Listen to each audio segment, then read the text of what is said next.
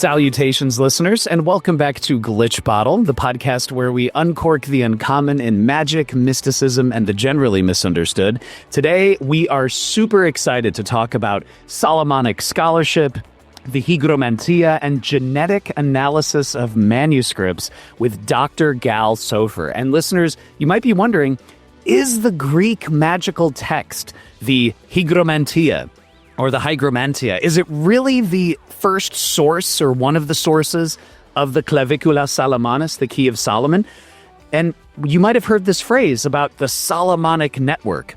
What is that? And what does it mean to use genes and nodes and clusters with scholarly research? Well, Dr. Gal Sofer is the best person to ask, and he is our guest today. Dr. Sofer is such a rare combination. He's both a medical doctor with an MD and a PhD scholar.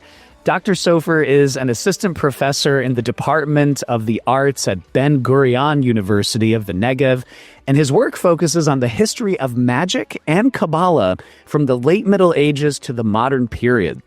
Dr. Sofer's research interests include so many great things that I know you'll love, listeners. The transfer of knowledge across linguistic boundaries in Europe, the visualization of scientific, religious, and magical knowledge, and the visual aspects of magical literature, among so many other things.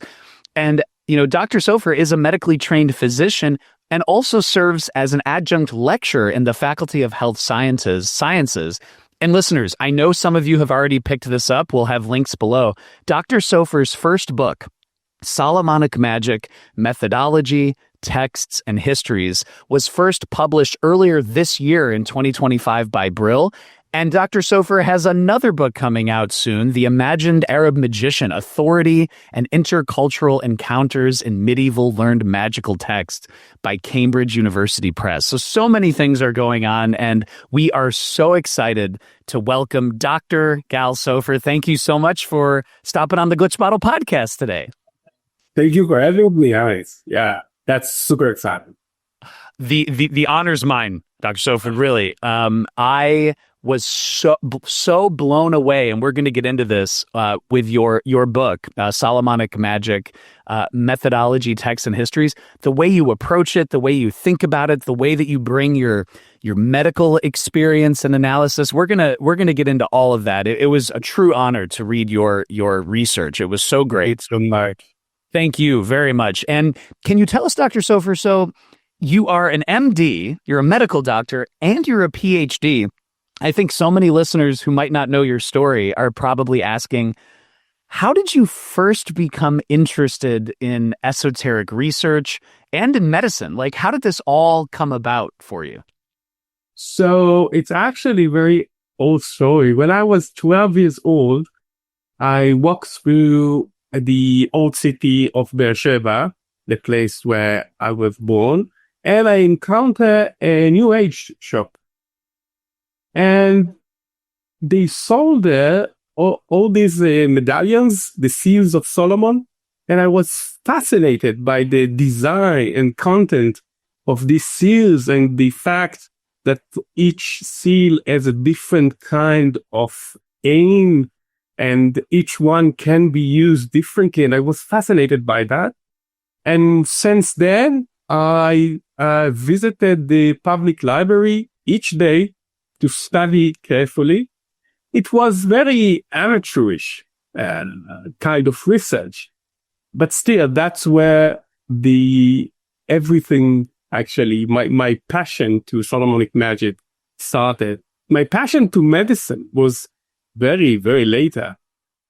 I wasn't thinking about career in academia. I thought about a career in the hospital, and I started to study medicine, and at the middle of my degree, the MD, I decided that I have too much passion for Solomonic magic to just leave it, as a hobby.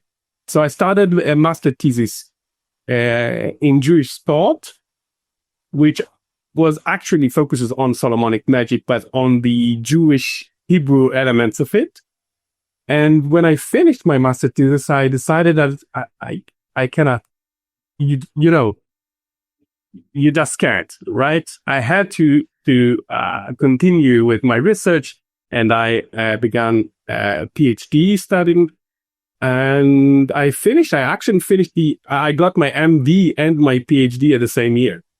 So I am a licensed physician, but also PhD in Jewish thought. Yeah. So that's my career actually began there. Yeah. That's the story. You know, Dr. Sofer, I actually asked this to guests who are scholars and working so hard, but I think this really applies to you. So when do you sleep? When do you sleep? I mean, going through medical school, MD, and then PhD and scholar, like how do you even do that? How do you balance time? How do you organize and to get both your PhD and your MD in the same year? I mean, that's wild. It's amazing. Well, med school actually train you very well in not sleeping, let's say. And I remember my hours in the hospital and the ER department in the hospital, staying awake for hours and hours. And it's, whenever you have a passion for something, sleep is almost feels like something you can probably, reject or just postpone, let's say. Okay, that is fair. Thank you for sharing that. And okay, so you were an insomniac, you're not sleeping, you're so passionate. And when people found out, Dr. Sofer, you were coming on the podcast, people were so excited. So many listeners who have read, who are picking up copies of your book and reading. So we do have a listener question that's related for you from Damian Gordon. So Glitch Bottle patron Damian is saying, what drew Dr. Sofer's interest in Solomonic magic? It's quite an obscure topic for a medical doctor, one most people have no idea even exists. And then Damian says, Dr. Sofer, is your interest purely academic? Or is there perhaps a practical interest as well? Can you share about that? That's a very interesting question. So I believe that when I started, it was more than a theoretical academic interest. Again, when I started, but it soon became much more historically oriented, academically. And today it's purely academic, and one might even say it's a very conservative kind of research. I'm a very conservative kind of a historian. And it will probably, it comes up again in our conversation. I'm very into textual analysis, which is a very conservative approach for history. I'm not a historian of ideas, a historian of texts, and that's something that we probably will discuss again later. So yeah, and it started in one place and ended in another. That is awesome. Yes, and we are going to get into all of that, especially genes and networks and nodes and everything else. But this, Dr. Sofer, leads exactly to what you're talking about. So, what inspired you to undertake such a detailed analysis of different manuscripts, organizing them into nodes and clusters? What actually first inspired you? Because you say in Solomonic Magic, in your book from Brill in 2025, you say, quote, there will always be other possibilities. After all, the discovery of a forgotten manuscript tucked away in some dusty corner could send ripples through our neatly constructed theories, reminding us of the ever-evolving narrative of the stemma codicum. So, yeah, like what inspired you to do this? This is a big undertaking. This is big. Yeah, it's actually, I think it was quite emotional at the beginning because in, I think, 2014, I published my first article about the Hebrew manuscript of the Clavicula Salomonis. But unfortunately, it was in Hebrew. that was in Hebrew article. So Hebrew scholars or scholars who can read Hebrew weren't much into Solomonic magic, but the conclusions there were quite relevant for the Solomonic magic scholarship. But I felt that it didn't get the right attention when it comes to scholarship. And I read all kinds of articles and books that claimed all sort of claim about the Hebrew sources, which were never being actually read closely, like, word by word. And I felt that there is something missing. There is a lacuna there. We need to, I need to bring up the text to the readers. And while translating text is a very boring task, because, already know the text, you whenever you translate a text, it's not for you, right? It's probably for someone who cannot read it. So it's quite boring, but still, I felt this is an important task that I should do, at least partially, in order to bring the conclusion, to make the conclusion more compelling for the readers who can't access those manuscripts. And that's the big, that's the motivation, the big motivation behind my work. I just want to make it accessible. That's the whole idea.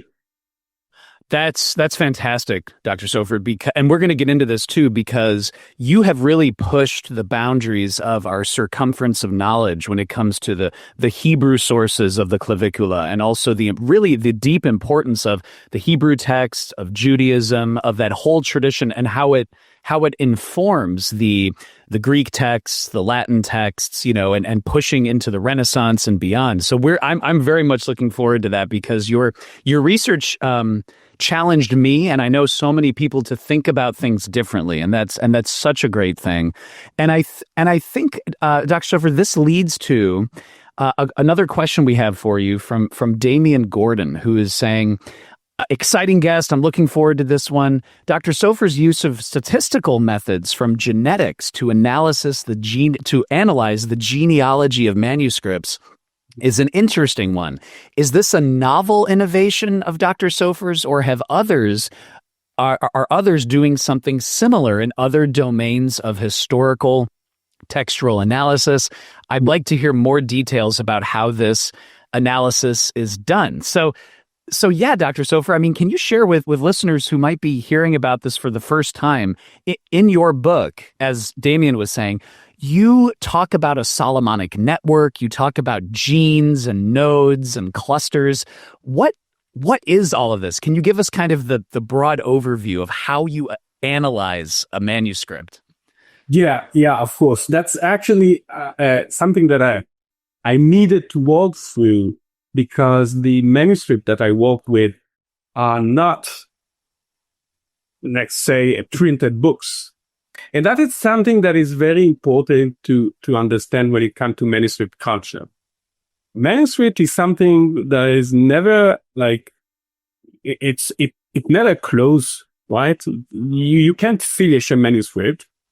And also it works. I think that my own biography, let's say, where starting as a 12-year-old boy that also interested in the practice of it, I think that whenever someone came across or walking through a modern book of shadows, let's say, that's a very close notion to those manuscripts, because whenever someone works on his own book of magic, he collects all kinds of formulas from very different kinds of sources, right?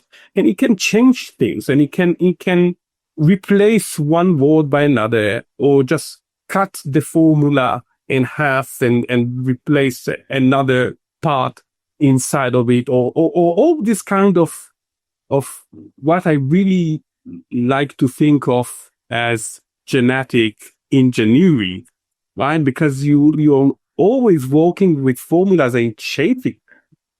And if you think about manuscript as book of shadows, you really need to, if you want to work with it historically, you need a terminology to encapsulate these different kinds of processes. They are very complicated kinds of processes. And that's why I thought about network theory to be the most suitable for this kind of work. So I started with what I call Solomonic network, which is actually, we can call it the Clavicula Solomonis network, because the Clavicula Solomonis is the core, this is the heart of this network. And then I try to figure out which different works are relevant in some way, textually, of course, to this kind of core. But even this core, even this Clavicula Solomonis is not one. It's not single kind of Clavicula Solomonis. With so many different Clavicula Solomonis. But all of them together have something to do with each other. All these different specific words that we call Clavicula Solomonis, each one is a node. And together they form a cluster. So cluster is a collection of node. Node is a very concrete, specific text. You have a shelf mark to it, okay? That's the point of a node. There is a beginning of the text and the end of the text. So each node together they form a cluster. So that means the cluster is just a group of nodes that are very close to each other. They are not the same because there aren't such things in manuscript culture as the same text, right? That's, we already know. But so you have a cluster, but some parts of formulas in these nodes also corresponds with different works, which aren't Clavicula Solomonis at all. And these different works also can be grouped to a cluster.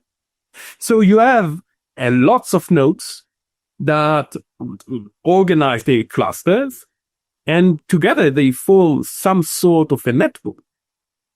And that's the whole point of Solomonic network. It's not about a genealogy, because I am not arguing that one text became after the other and one text take it from the other.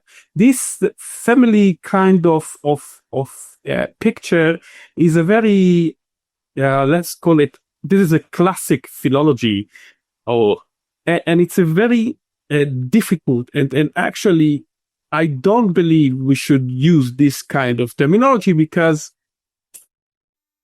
manuscript doesn't work like that.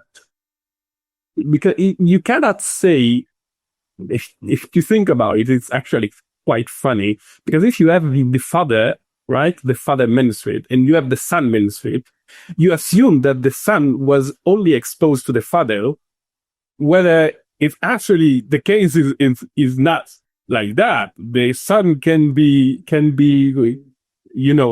on the grandfather, the great-grandfather, or even an old ancestor that just we all become aware of in this point in history. So it's quite problematic to think about it as a family.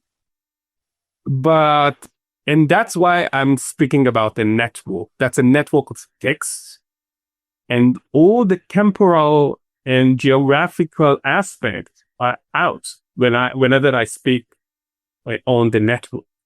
I will, and in my book, I'm speaking about the temporal aspect and the geographical aspect only later, after having all this network in place, and after we understand how the dynamic of networks actually was. So sorry if it's quite difficult, but yeah, it's a bit abstract. You need to see the text in order to understand it. But yeah, Well, listeners, you will love this. Check out the links below to pick up your own copy of Dr. Sofer's book. So, Dr. Sofer, this is great, and I took some notes here, and please correct me if I'm totally off here. So, exactly. So, we have in your method of analyzing manuscripts, there are many different terms that you use, but three of those are a node, a gene, and forming then a cluster. So would this be accurate? So the nodes are kind of a very specific manuscript. So with the Key of Solomon, the Clavicula Salomonis or Liber Bileth, which you go into, you have, say, Clavicula Salomonis manuscript number 1, that's node 1. Then you have Clavicula Salomonis manuscript 2, node 2. And when you examine the nodes, like manuscript 1 and manuscript 2, you find specific areas of the manuscript that are similar. So, for example, I believe one of the ones that you use that you look at is something many listeners are familiar with, which is the Vinculum Salomonis, the bond or chain of Solomon, the very powerful, divine names of God and being used to get the spirits to appear. So, if you see the Vinculum Salomonis in node number 1 and the Vinculum Salomonis in node number 2, the vinculum itself would be what you call like the vinculum gene, right? Like, yeah. Would that be right? And so then you compare the genes and say how similar or different are the genes? Would that be fair? That's exactly. Genes are textual units, very small textual units that I can see and compare. The limits are not very strict, and it's actually changed sometimes. But yes, genes are very small textual units that I compare, and these kind of textual units are what define the cluster. So nodes are being a part of a cluster because they share so many Gs or so many textual units. And mostly in my work, the different nodes are actually what we might call translated work. So it's work A translated into work B. There are nodes of the same cluster because they share many kinds of. So while I don't like to say that a whole text A is a whole translation of text B or something like that, that's this kind of closeness. It's what defines a cluster. So it's a very close, that's exactly what I said earlier. That's my conservative kind of approach. It's a very close, almost similar, and most people will say this is a similar text. It's just in Italian and English, or Italian and Hebrew, but that's the same, right? If you go into details, you can find all these kind of very, very, very small change in what we might call the genetic level. So in these genes, you might find even a word, or just a letter that is changed, and this can say something about our sources. That is so refreshing because you're challenging me, and I know many people to break out, to shatter that very linear. You have the parent manuscript and the child manuscript, and that's it. And there's nothing. And you're saying absolutely not. This is far more complicated, and so I really appreciate that. In fact, Dr. Sofer, this goes to another interesting point that you make in your book, Solomonic Magic, where you say, quote, "To date, there has not been a universally accepted definition of Solomonic magic, with scholars interpreting and using the term in diverse manners." And you even say, and I really love this, you say Solomonic magic is not a self-evident term, and you say that if there is a corpus of Solomonic magic, then why is it that, quote, and I love that, talking about Frank Klassen as well, each of its various texts may be compared to the body of Frankenstein's monster, an intriguing analogy made by Frank Klassen to describe texts of necromancy. So could you talk about how do you see Solomonic magic as Frank Klassen mentions, Frankenstein's monster? Yeah, that's Frank's genius, actually, analogy, because that's the whole point, right? To think about Book of Shadows. Book of Shadows are some sort of Dr. Frankenstein's monster, because it you look at it, it's unique.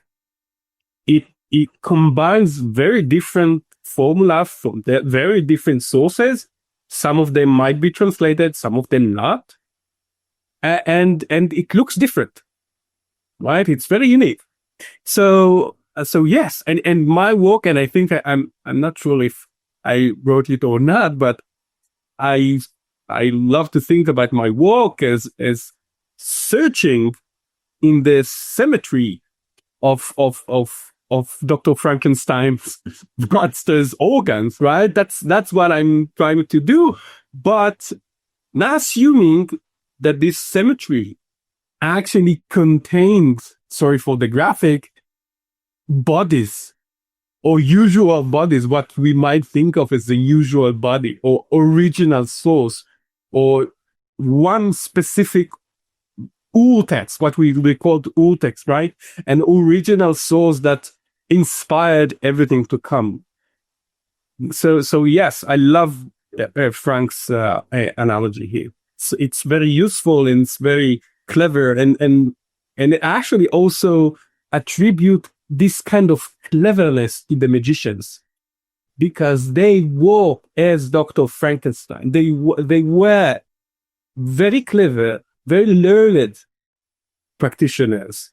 They weren't like, there are some sort, well, outside academia, I think, whenever you speak about magic, the imagination, right? The Western imagination about magic is something that it's quite marginalized. So you think about all kinds of motives that aren't connected with learned traditions. So this kind of analogy brings back the learned background of those practitioners. So it's brilliant, and I think it's very important for us to examine manuscript with this kind of analogy now. Yeah. Yes, that's such a great way, even for, a civilian like me, someone reading it for pleasure and also reading the scholarship. It's such a great way to think about the Byzantine complexity, if you will, of so many different things. I think that's great. And that's Frank is in his book, The Transformation of Magic, of course. Yeah. Yes, absolutely. And speaking of different approaches and different texts, you mention in your tome, Solomonic Magic, that the Summa Sacra Magicae, or Magicae, the SSM from the year 1346, is a good example of how texts evolve and combine and recombine sources. Can you share a little bit about the SSM and how that's a good example? So Verigal Ganel is a very good example of this kind of learned magician, or what when Parot will call author magician, right? Nicolas del Parot in his book. So the Gardener is quite a rare case of a learned magician who describe in a very detailed way how he works.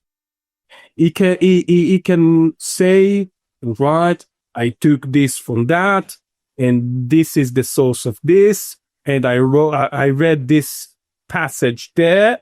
And you can see through this kind, if you met his sources, you can see how he used them. So, for example, he read Liber Bileth, one part of it, and used it, and all kinds of lists in Liber Bileth in his own formulas, which are distinct. They aren't the same, but he used components from Liber Bileth in his own formulas. So the Summa Sacra Magicae is actually what we again might call a book of shadow.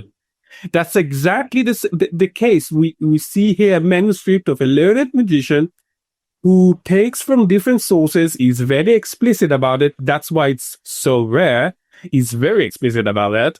And you can see when you compare his sources to his own work, you can see where he was so creative, where his innovative approach arises. That is why Berengar and his work is very important in the history of magic, because you can see that something that we used to think of as, I don't know, maybe it's only me thought about it like that.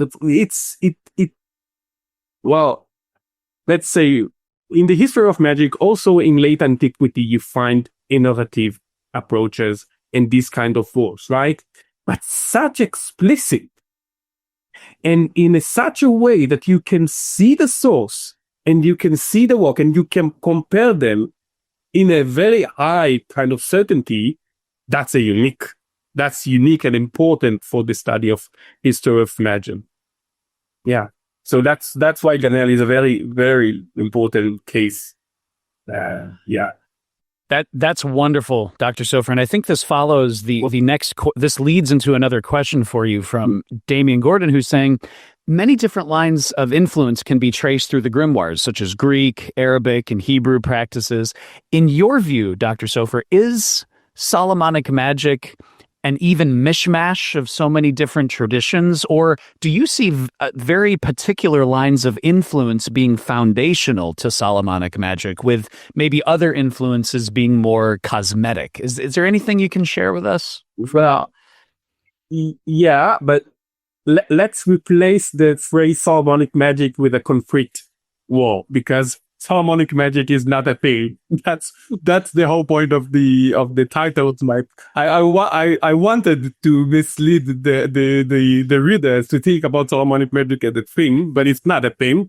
And scholars also use it in a very different ways. And we started with that, actually. So yes, you can see with scholars considering one work as a Solomonic magic and then contested about it, whether it is Solomonic or not Solomonic, and what does it mean even Solomonic? Is something that attributed to King Solomon or something else? Well, that's not a thing. But yes, let's speak about the Clavicula Salomonis as a focus in this kind of question. So first of all, we need to ask, whenever we assume that there is an Arabic or Greek or Hebrew influences, let's say, why do we think like that? That's the very first question we have to ask ourselves. If we wanna exile the text in a very historically conservative way, we need to think about our assumption. So, for example, we have an assumption that the Clavicula Salomonis has a loss of Greek background to it. Why do we think like that? That's the first question we should ask. So, whether it's a mishmash or not, that's a fair question, but I assume that every kind of magical work is in some way a mishmash of traditions. That's the whole point of them, right?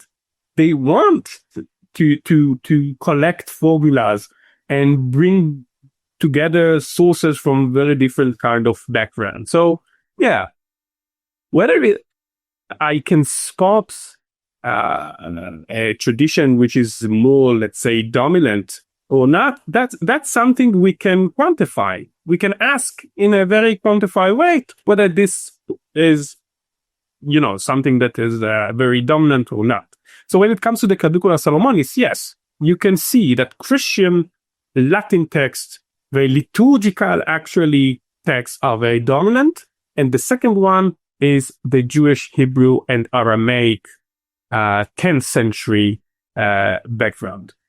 The Greek background to this mishmash is very, let's say, weak. Actually, it's very, very weak. In the earliest Clavicula Salomonis, I don't think that Greek was something, actually.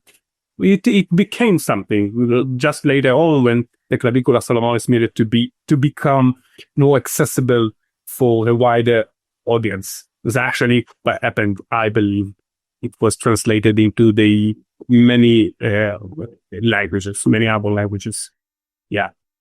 So when it comes to political astronomy, Christian Latin and Jewish Hebrew and Aramaic texts are the most dominant. That's excellent. And I'm very much looking forward to getting a little bit later in the conversation to that, because you definitely, challenge a lot of those early views or previous views about the origin of a text. And another thing, Dr. Sofer, that you did that I absolutely love, and you just touched on this a few minutes ago, is, I'll just speak for myself. When I see, Clavicula Salomonis, node 1 or Clavicula Salomonis node 2, I just think, oh, here's one manuscript and here's another. But something I never think about, but you really challenge people to think about, is who is the scribe? Who is the translator?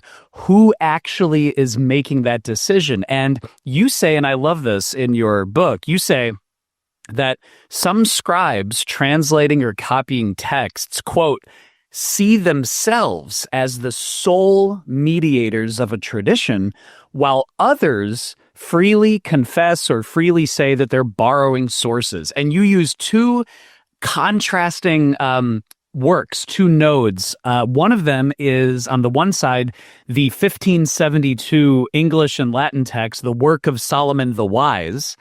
And then on the other, you have the Hebrew Meftach Shalomo, the Key of Solomon, in 1722 and 1729. And you say that the person who wrote the work of Solomon the Wise and the people who translated the Hebrew Meftach Shalomo are approaching it in very different ways. Can you kind of share the different ways that they think about themselves as the scribe?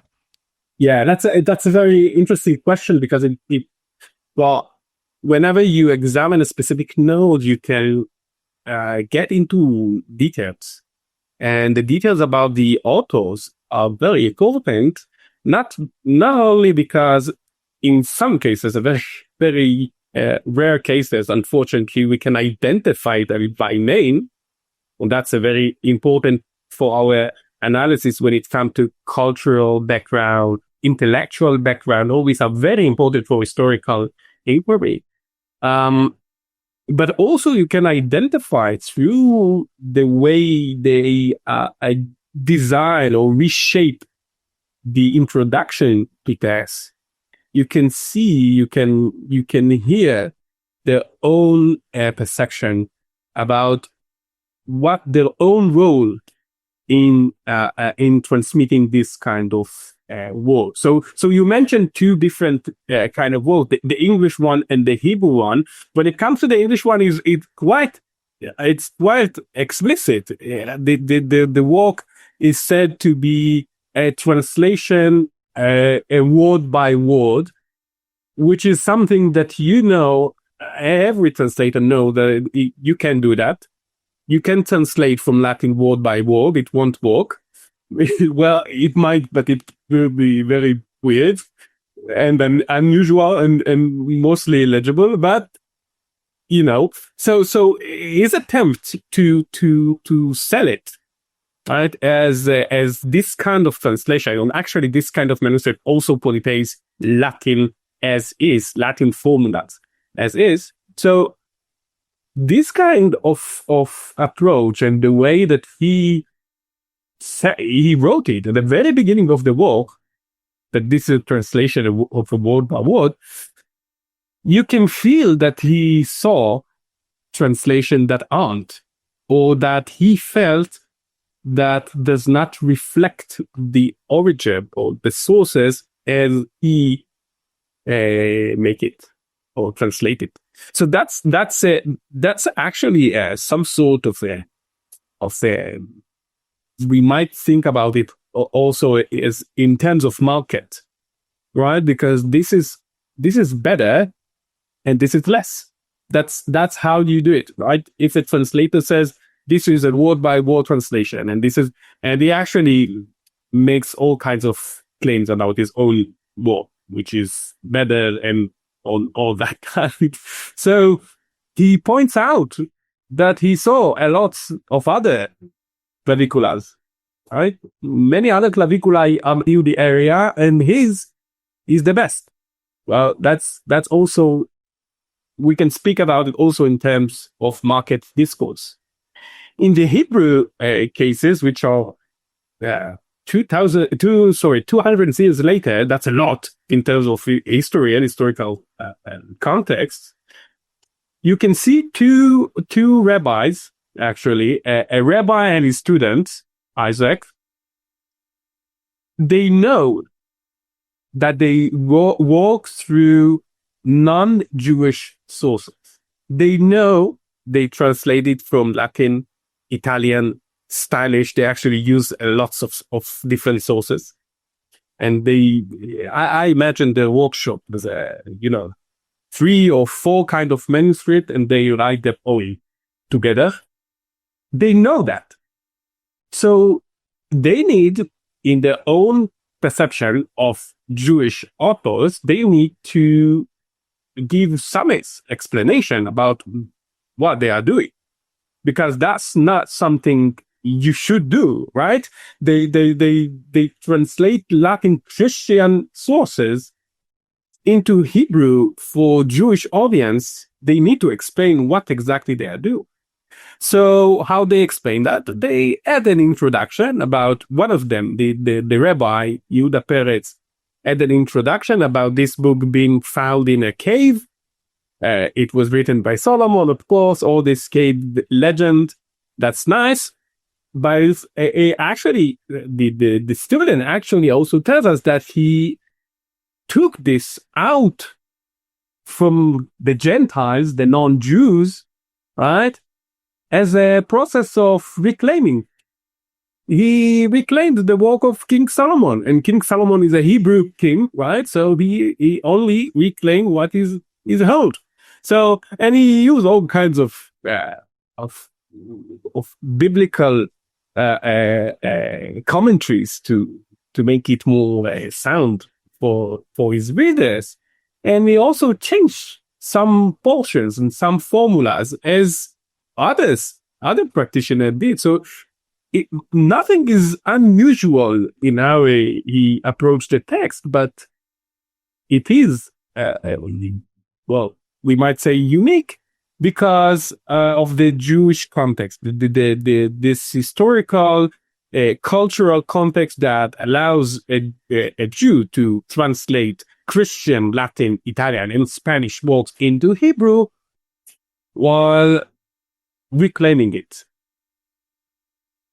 And that's actually another step to it. Is another thing we might add to it is what you said about our perception or our thinking of a linear kind of way that the text disseminated, and there was actually an attempt to think about those Jewish later 18th century translation as the first time Jews were actually encountered particular Solomonics. Because it's a linear, right? If you think about it linearly, you think about the first Christian who wrote Clavicular Solomonis, and then it was translated from Latin, the learned Latin, into the vernaculars. You find it in Italian, in English, in French, right? And then it became into Hebrew, and then Jews became familiar with it. When you write this kind of history, you miss the whole point. Because the work was never a Christian work or a Jewish work or a Muslim work. It was a mishmash all along. Yep. So this goes exactly to your point about that complexity and the beautiful shading and the subtle mingling of different sources that are there. And I love that. So really you have these similarities and differences. So the scribe of the Key of Solomon, the work of Solomon the Wise in 1572, is saying, yes, I have seen other manuscripts, I have seen others, but trust me, my work, the work of Solomon the Wise, is the legitimate official one, and it's copied, word by word, even though I've seen other sources, but that's okay. And then on the other side, the rabbi and his student, Isaac Zekli, they also say, we are adding context for our Jewish audience, Hebrew-speaking audience. This is why we're writing the book. But they freely acknowledge, yes, we are borrowing, we are combining, we are synthesizing. Would that be somewhat fair? Yes, that's exactly what they did. And also added their own contribution and reshape the introduction so the Hebrew reader will understand that what he's going to read is, while it is translation, different kind of translations of different kind of Christian sources, they are still legitimate because, they have some sort of Jewish past. And this kind of Jewish past is something that was commonly shared about among Jews and non-Jews alike, right? Because Christians also thought about Jewish practitioners as potential sources for formulas and alike. We have in the Renaissance, you have lots of encounters between Jews and Christian magicians that wanted to work with each other in some sort of ways, right? So, yeah. Listeners, I hope you're appreciating this as much as I am. And again, check the links below because you can check out ways to support Dr. Sofer, pick up your own copy of Dr. Sofer's book. Dr. Sofer, too. Okay, so now that you've shared the architecture of how you approach it, and there are so many excellent examples in your book, and we're going to take 3 examples. We're going to kind of talk about Liber Bileth or Billet, the Clavicula Salomonis, and then of course we will talk about the Hygromanteia or the Hygromanteia. So can you tell us, now that we've heard a little bit about genes and nodes and clusters and the mishmash, the Frankenstein's monster, as you and Frank Klassen say, can we start with Liber Bileth or Liber Billet? What is Liber Bileth? And can you tell us about the 6 different nodes or 6 different texts that you used to analyze Liber Bileth? What is this book? Well, so Liber Bileth is a cluster. I actually, it's a very synthetical, right, kind of cluster.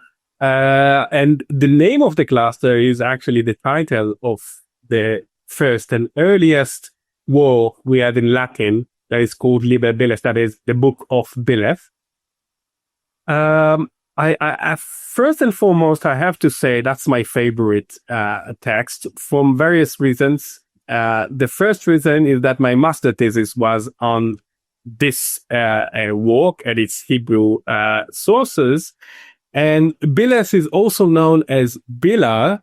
That's his name in different Hebrew manuscripts. And Bila is the name of my dog. So that's why it is so close to my heart.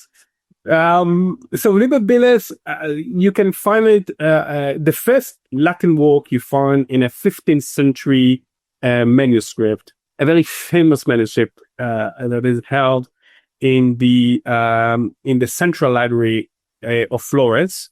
It's a very important manuscript for various reasons, but let's say that there you'll find Liber Bileth, which is basically a ritual that through which you are supposed to summon the king of demons Bileth, which says to be the king of all demons. And while it looks like a single work when you read the manuscript, you become very, in the very early stage, you can recognize that it's not a single work, but actually as 2 different works that has something to do with Bileth that were stitched together. One of them, the first work, you can recognize it by actually the A. The whole book named Liber Bileth, But at the very beginning of the book, it says, if you want to control all the demons and to bring all of them, and then it says something about all the 12 families of demons that came down from heaven to earth and all kinds of that formulas. And Bileth is actually mentioned 2 or 3 times maybe, and among other kings. So it doesn't make sense, because usually it's Liber Bileth. Bileth should be like the star, right? And he isn't the star at the half of the work. He becomes the star only in the other half of the work. And you can see that the ritual also changed there. So 2 different works. The first work is the earlier layer, which is actually a 10th century, at least at the latest 10th century ritual known from Aramaic and Hebrew sources. And now I just want to emphasize sources. That is to say, we have the actual text. Unfortunately, fragments, because that's quite an old text, but we have the text. That's very important. It's not an idea. It's not a text that we constructed later by all kinds of fragments or something like that. No, we have the actual text. This text is called, in Hebrew, Sefer HaKvitza. In English, we call it the Book of Gathering, or the Book of Gathering Spirits, or the Book of Gathering Demons. So that's the first part of Liber Bileth, and this is the cluster I actually present as Liber Bileth. And I'm showing, if I remember, I already forgot my own book, but so you have the Latin text, the Latin Liber Bileth, and then you have a Hebrew a kind of Liber Bileth that is of the same time and place, both of them from Italy, 15th century. And then you have old folks of Liber Bileth that are later, all of them in Hebrew. And you can see that these also are changing.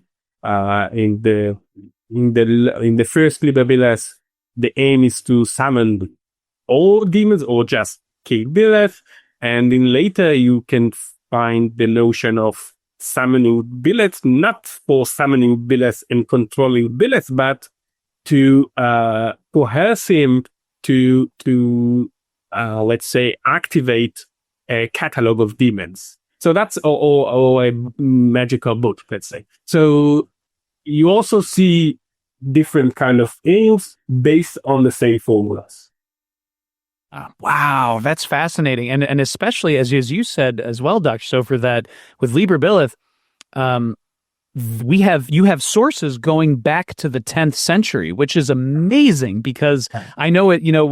Often we hear that, with Solomonic magic, quote unquote, things might go back to the 13th century, maybe the 12th century. You think of the Ars Notoria, the 14th century with the SSM, but all of these other sources are lost and we don't have them. But here we have, going to the 10th century, the Book of Gatherings in Hebrew. So this is a very early text, for ceremonial magic. Would that be fair to... Yeah, it's very it's very early, and actually some part of it you can see are echoed in Babylonian incantation bowls. So 7th century. I'm not arguing that the Book of Gathering can be dated to the 7th century. As I said, I'm very conservative about my view of text, but yes, so we have echoes in the incantation bowls, Babylonian incantation bowls, which is actually another important evidence, because the Babylonian incantation bowls were buried. So no one actually saw what they contained after they were used. So if you find formulas from the Book of Gathering that correspond to formulas from incantation bowls, you cannot say that someone in the 10th century just walked and took bows out of the earth and then saw formulas and write it down. That's not the case. What is probably the case is that formulas were already there. So that's a very important evidence. The Book of Gathering is very, very early for what we call ceremonial magic or ritual magic, but it's very very Solomonic, let's say, because in the popular notion, because it has everything, right? You have the circle, you have the adjuration, you have the knife, you have some sort of let's call it an amulet or what might be called later a pentacle to guard you from those demons you are summoned. And so everything is already there. Yeah, all those ideas, not this. Oh, that's amazing. Yes, I was chatting with David Rankin about your wonderful book, and we were chatting about Liber Bileth and this amazing analysis that you do, which is just so appreciative. And Dr. Sofer, to your point, so in analyzing the six nodes, the six texts, you talk about, as you said, using your just fascinating terminology, different genes. So you identify a leprosy gene, you identify a rings gene, you identify a fire threat gene. Can you share with the listeners just a little bit about what are these genes? What are they saying? How are they similar? How are they different? Like anything that you can share would be great. Yeah, of course. So some of them are actually verbal formulas that are supposed to be said during the ritual. The leprosy gene is also one of my favorite. When the magician threat the demons in leprosy, if you won't come, you will fall into leprosy. That's a very interesting formula because, first of all, it's quite unique. It's not something very let's say common. That is why it makes it a very nice gene to examine. Because if I use Solomon attribution as a gene, that's ridiculous. Solomon is all over the place. I cannot use it. Right? It will make a network so dense, so you cannot actually see the difference between stuff. But whenever you find a leprosy gene, which is a very weird actually and unique kind of formula, that says something about how ideas were spread. So we have the leprosy gene, which actually also appear in the Book of Gathering in 10th century, and we have it really all over the place. We have it also in Ganel's Summa Sacra Magica, and also in Liber Bileth. We have all kinds of threat. One of them is, as you mentioned, the fire threat gene, which is a load formula that ends with threatening demons by fire. It's a part of it was actually probably later incorporated into a Vinculum Salomonis kind of work. But the earliest case of it is very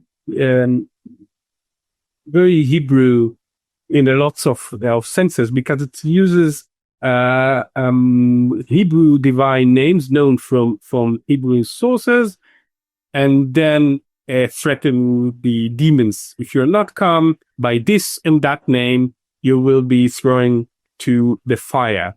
Later on, magicians were actually taking these threats not only as a verbal formula, but also as an act, as a ritual act that they can use. And you can find in various ritual magic sources an act that said that threat the demons, that if they won't come, the magician will write their names in a piece of paper and throw it to the fire.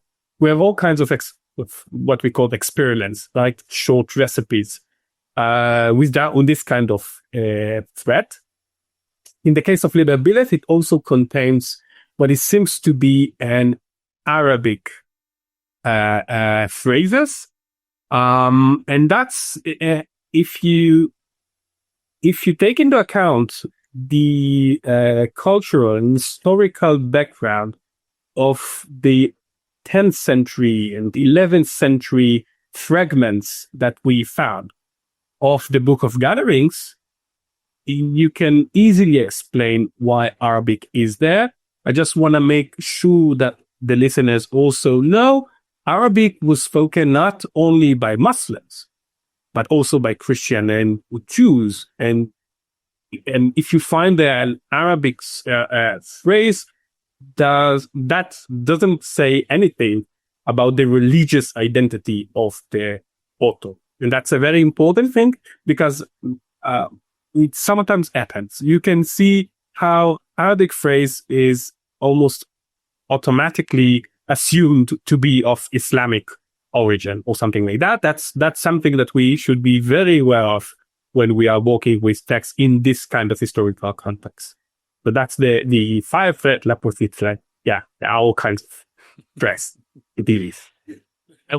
I love that, Dr. Sofer. Yeah, I was just reading your book. It was just blowing my mind because there were so many different connections, cross-pollination, and complexity. Just as you said, someone could be, a native Hebrew speaker, someone who's Jewish, who puts in or scribes and translates Arabic phrases or Arabic terminology. And to this point, and this is so fascinating, you mentioned, quote, in Liber Bileth, the demonic list gene features, and this blew my mind, the Quranic duo Harut and Marut found in the Quran.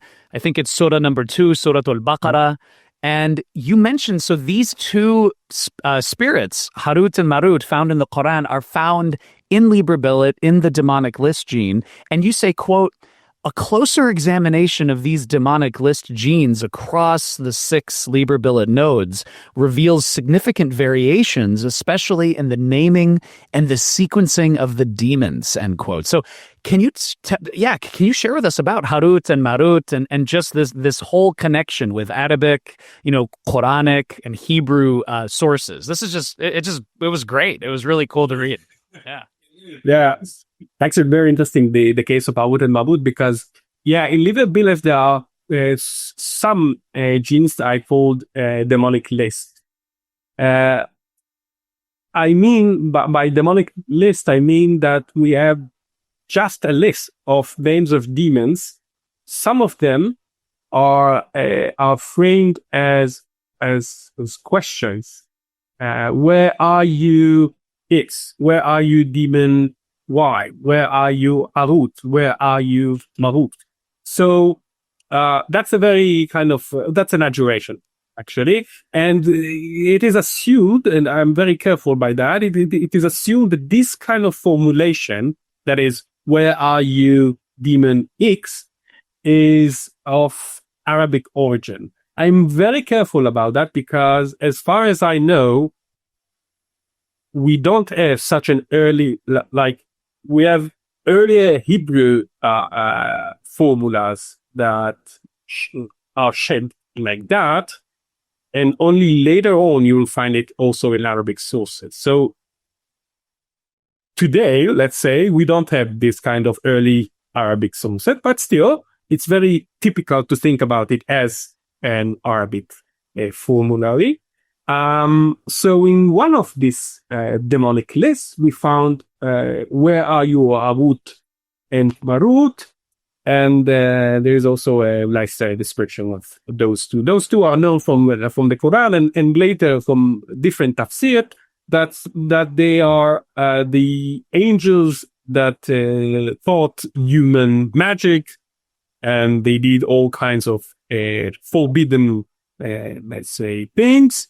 And they were punished by that, and they were thrown to all kinds. It depends where you are reading it, but to the well of Babylon or all kinds of places throughout the world. And they are not angels anymore, but fallen angels. And that's interesting because in Liber Bileth you find them in Latin. Actually, where are you, Harut and Marut?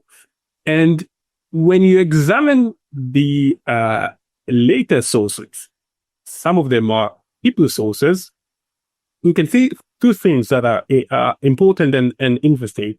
One is that not all the Hebrew authors who worked with this text actually understood who were Harut and Marut, because they sometimes changed their name in a way that you can see they didn't understand that. They replace a letter or something like that. It seems quite, let's say, peculiar, false. But you can see that this was originally the Harut and Marut. And another case is that the sequence of those demons is changed. So in Liber Bileth, you have demon A, B, C, D, and in different work, you have C, B, D, A, or none of those, okay, or more than those. So that's a very interesting case. And this is actually the cases that I'm examining more closely, because this change, this process is what I believe to be a key to understand the transition, to actually analyze very carefully the textual process that this kind of text was gone through. Yeah, that's again, really you highlighting the complexities of it really hit me, because it's like you have to approach every node, as an individual text, like let it speak for itself. What is it saying? What is the author saying? But then you connect it to these other sources, these other nodes, these other clusters, that it becomes the Liber Bileth cluster. But then going, as long as it's not too dense, going into the manuscripts and being able to see is so wonderful. And I love that, yeah, because you're right. I know with Harut and Marut, they are angels, sent down to test mankind in Babylon with seher or magic. But it's done as a test, and they're warning against it. And yet those same angels, as you said, are used as part of the adjuration of, where are you? And I think this just popped into my head, Dr. Sofer, but exactly to your point, and this is something I know Dr. Claire Fanger has mentioned, Dr. Sophie Page in Medieval Magic, but quoting, I think it was first in the great Jewish academic Gershom Scholem, Dr. Scholem, who really was just an incredible force for scholarship, just amazing. I remember reading years ago, I think he was writing back in 50, 60 years ago about that exact thing, about when you say, ube est meimon, ube est sarabotres, ube est, that is, which I didn't know, that both you and Gershom Scholem are saying that is a very Arabic style. Like Hebrew, is the Hebrew style, if you will, or the different style. It seems to me very one-on-one, like one spirit. Whereas I guess the Arabic style is you're calling all the spirits, ube est, or eina, like where is the spirit? Is that somewhat fair, or can you help us understand the difference between what you and Gershom Scholem say, the Hebrew style and the Arabic style? Yeah, so it actually what I try to do in the book, because Scholem wrote about Bilah, about one of the nodes that I'm discussing, the Liber Bileth. Scholem wrote about it as being an Arabic translated work. So it was in Arabic in his view, and he used very let's say not updated scholarship of today, through which he understood that whenever you ask a demon to come by this kind of formula, it's a typical Arabic. But when you go to the source, to the scholarship that Scholem read, and it skipped out of my head, but I will come with it, you will see that the sources that are mentioned are for the 16th century. So how come? Can we say something about adjuration in the 15th century as a typical of Arabic magic based on 16th century? Moreover, I'll add another layer to it.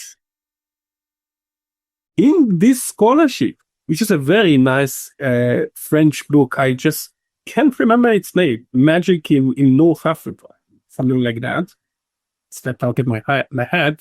But if you go to read it, you'll see, and that's the most striking thing, that the magician who used these formulas is said to circulate in Egypt and searching for Jewish practitioners for formulas.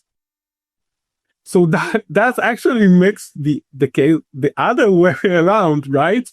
And also we have this in the 11th century. We have it in the Hebrew and maybe some Judeo-Arabic. We have such formulas. So I'm not sure that this is a typical Arabic. It's a very, I'm very cautious about it because we don't have, and that's a lacuna we know to have in scholarship, in the history of magic and text. Arabic magic is something that is still, it's a growing field right now, but it's still in the very early stages. So we don't have sources yet enough to actually say stuff like that.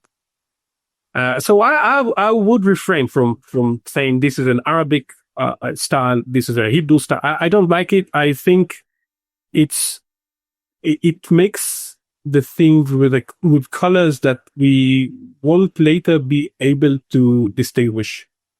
And actually, this is my second book. It's part of a series of the Elements of Magic series. Is exactly about that. How our assumption about Arabic sources might lead us to conclusions that are not so firm and so hard in textual evidence.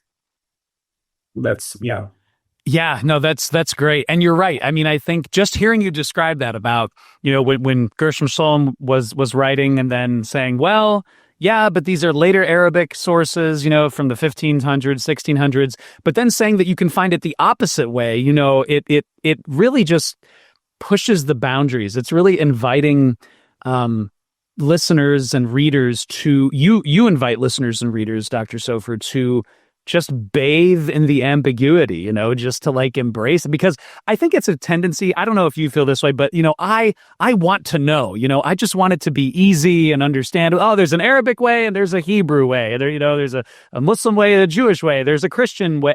And you're saying, whoa, hold on. We need to let each node, each text speak for itself and then analyze appropriately, Yes, we're like patterns. That's okay. That's part of our life, but still, and most importantly, we need to acknowledge the historical context that we are dealing with. Language is not always a reflection of religious identity. And that is something that we have to acknowledge. If we think about Arabic as an Islamic language in this kind of historical context, that might lead us into very wrong directions, and that's an important issue. We have to acknowledge that it's a complicated, complex maze that we just need to read it. Let's start by reading the text closely and let it be the thing it is. And we'll see when comparing to other texts, how and what can be extracted. Yeah. Well, now that we are in the maze, now we're going to go deeper, Dr. Sofer, into the maze, specifically with, now that we've talked about the Liber Bileth nodes and the cluster, now we're moving on to another excellent, of course, and you've already touched on this, the Clavicula Salomonis, the very famous Key of Solomon. And you say, and again, this goes to your point, you say that the Key of Solomon is not just one book. You say that's a total misimpression. And you say, quote, and I didn't know this is amazing, quote, there are over 200 manuscripts and printed books under the title of Key of Solomon or Clavicula Salomonis with an incredible degree of variation. So can you just share about the complexity with the Key of Solomon, that this is definitely not just one book or one source? Yeah. So we need to think first, what is actually, when we say Clavicula Solomonis, what is? And by what is, I mean, what is the first time we can spot a manuscript and say, okay, this is the earliest Clavicula Solomonis we have now. All right. So we have an early 15th century, let's say, the first half of the 15th century. We know that it was circulated earlier at the late 14th century for sure, because we have evidence, textual evidence. But let's say that in the 15th century, we find a book that says that its title is Clavicula Solomonis. If we read closely the book, and I emphasize it because it's important, if we read it very, very closely, we'll get the impression quickly that this is not a guide for summoning demons as we used to think.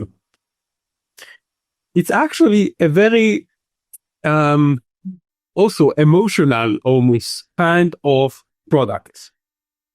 It's a product of a historical context in which so many different magical words were circulated, and so many different experiments were circulated. Someone needed to organize the things. So how they should organize them? They used a very simple way to do it. They took all the verbal stuff and all the instruments, and they made two books. One of them is verbal and mostly ritualistic kind of acts, and one of them is all about instruments.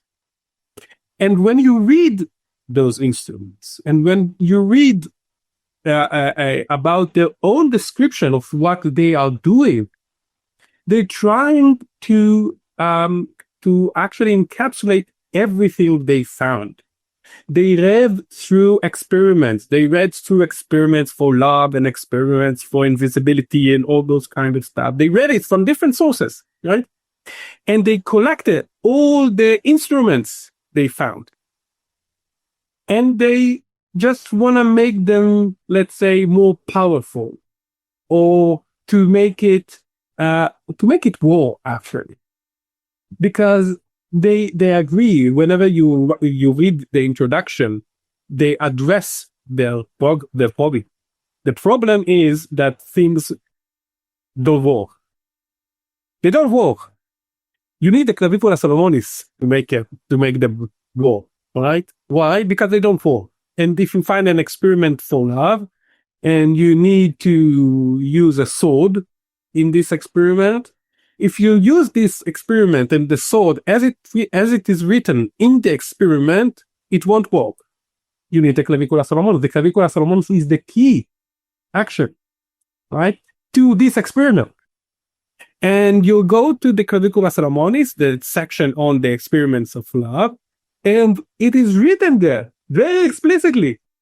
Whenever you want to try an experiment for love, whether by characteres, right? The what we say, magical characters, or through apple, or through a sword, or through, so they list all those kind of experiments they saw.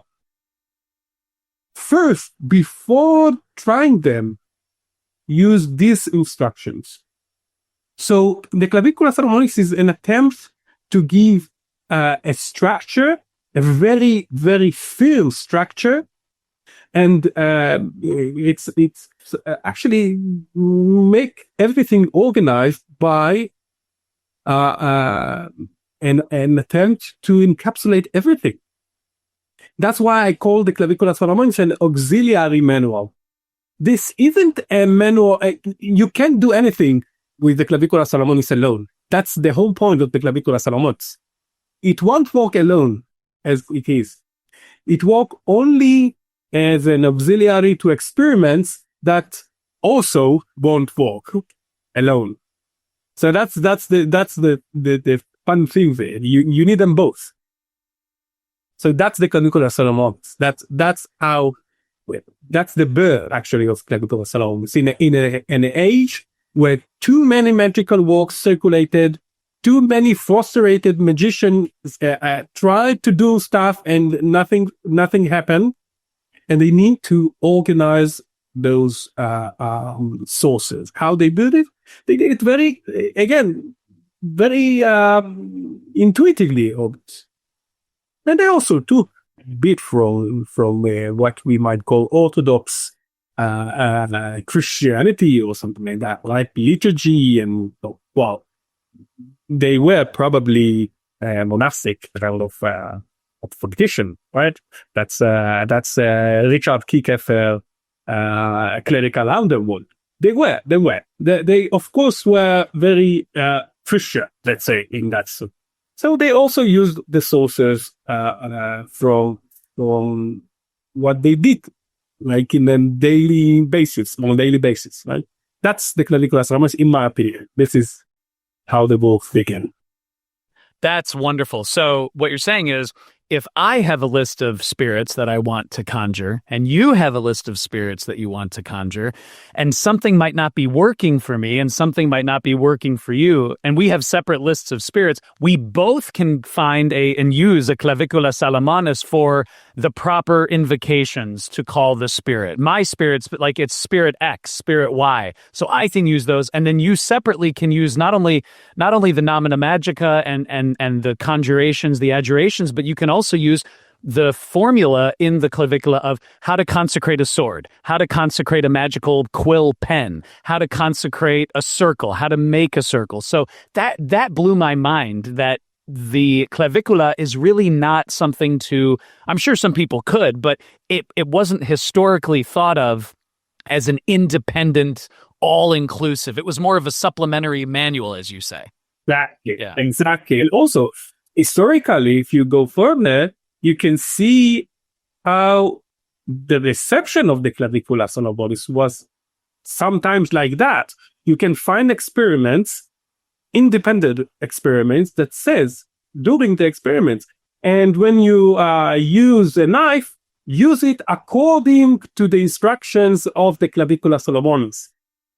That's an independent recipe that refer to clavicula Salomonis as a thing that should be followed whenever a knife or a penny is used. So you had also that, but the other phenomenon also can be found. Not everyone accepted this idea of auxiliary manual. They have this kind of manuscript. They think about it as something that works on its own. And that's why you find many other clavicula Salomonis with many additions of formulas, of catalogs of demons, list of demons are attached to it to be used. So we think about clavicula Salomonis as the one single thing, but no, it always updated, and all the things were always added. And if I'm as a practitioner have a clavicula Salomonis, I want it to work, right? So I designed it, and I added to it things that reflect my own interest. So you can find lots of clavicula Salomonis, and that's a second phenomenon. And the third phenomenon is also there, because clavicula Salomonis started to be such a famous title that if you want to sell a book, you will call it clavicula Salomonis, whether it is a clavicula Salomonis or not. And you find the Paracelsian text, clearly different text that uses the title clavicula Salomonis. And sometimes it's even not Solomon at all. Sometimes it's clavicula Virgilis, right? Of Virgil. And you'll sometimes find a clavicula, you can find so many different uses of the very title clavicula Salomonis. So it's not, for sure, it's not a single thing. And given if we mean by that the very auxiliary manual that we spoke about, even then it's not a single thing, because practitioners always adopted it. to their own use. Exactly. That's such a wonderful nuance that I'm really appreciative of you sharing. And one of the things too that you touch on as well, Dr. Sofer, is what is the relationship between Liber Bileth and the Clavicula Salomonis? And actually, and this is where I love hearing, you and other scholars have these kind of discussions and debates, because you say, quote, the scholar Julien Veronese, you say, Veronese's observations lean towards the idea that Liber Bileth was influenced by Clavicula Salomonis. In contrast, you say, based on our upcoming genetic analysis, I will make the case for the opposite direction. Yet this should not mislead the reader, you say. You say the relationship between Liber Bileth Manuscript 1 and Clavicula Salomonis Manuscript 1 is by no means a linear one. So, yeah, can you just share with us a little bit, just some hints on the relationship between Liber Bileth and the Clavicula? Yeah, so I wrote this. I wrote this passage as a response, actually, to scholarship. Julian is one of the greatest scholars of Solomonic magic, and I'm a friend of him, and he's really a model also for me in terms of scholarship. But when I wrote my book, Julian thought about Liber Bileth as a Latin text. And he wasn't familiar with the Hebrew earlier sources, and now when he is, you might think otherwise. But yeah, when you see the Clavicula Salomonis at the first part, the ritualistic and verbal formulas, you find really huge chunks of text from Liber Bileth. And actually, from the earlier layer of Liber Bileth, that is from the 10th century Hebrew text. So it's not a linear. Again, that's not a linear. I don't think about text as linear in terms of work, but it's only reasonable to think about Clavicula Salomonis adopting Liber Bileth, because Liber Bileth is earlier. That's the whole point. That's my point there. So, and Clavicula Salomonis is actually an explicitly collecting text. The text in the Clavicula Salomonis aren't original. Nothing there is innovative. The only thing innovative and groundbreaking in the Clavicula Salomonis is the structure, not the content. The content is not original. You can find it all over the place. They used much earlier sources. They encounter, and that's the whole point of it. That's what it was supposed to do when they started working. Oh, that's such a good point. And I didn't really realize that pattern until you've shared about it and a few others. For example, I remember when Joseph H. Peterson was on the podcast talking about the Elucidarium Necromantiae, and some of the manuscripts, I think ones that Julien Veronese's looked at, I know you've looked at, and Joe has looked at, like I think it's VSG 334, but one of the manuscripts says, I believe, I'm doing this from memory, so I might be wrong. You can correct me, and Joseph Peterson can correct me. But I believe it says, it references the Clavicula Salomonis. Like it actually says, like, go to the clavicula for more information, or to how to consecrate, or something like that. And so this goes, I think, exactly to your point, that it was an auxiliary manuscript. Yeah, exactly. It was a reference book. It was a reference book that whenever you need to do something, go and consult the Clavicula Salomonis. It's not supposed to work on its own. If you want to work on a specific experiment or specific magical work, whether it's the Lucidarium or anything else, go to the Clavicula Salomonis and work through it.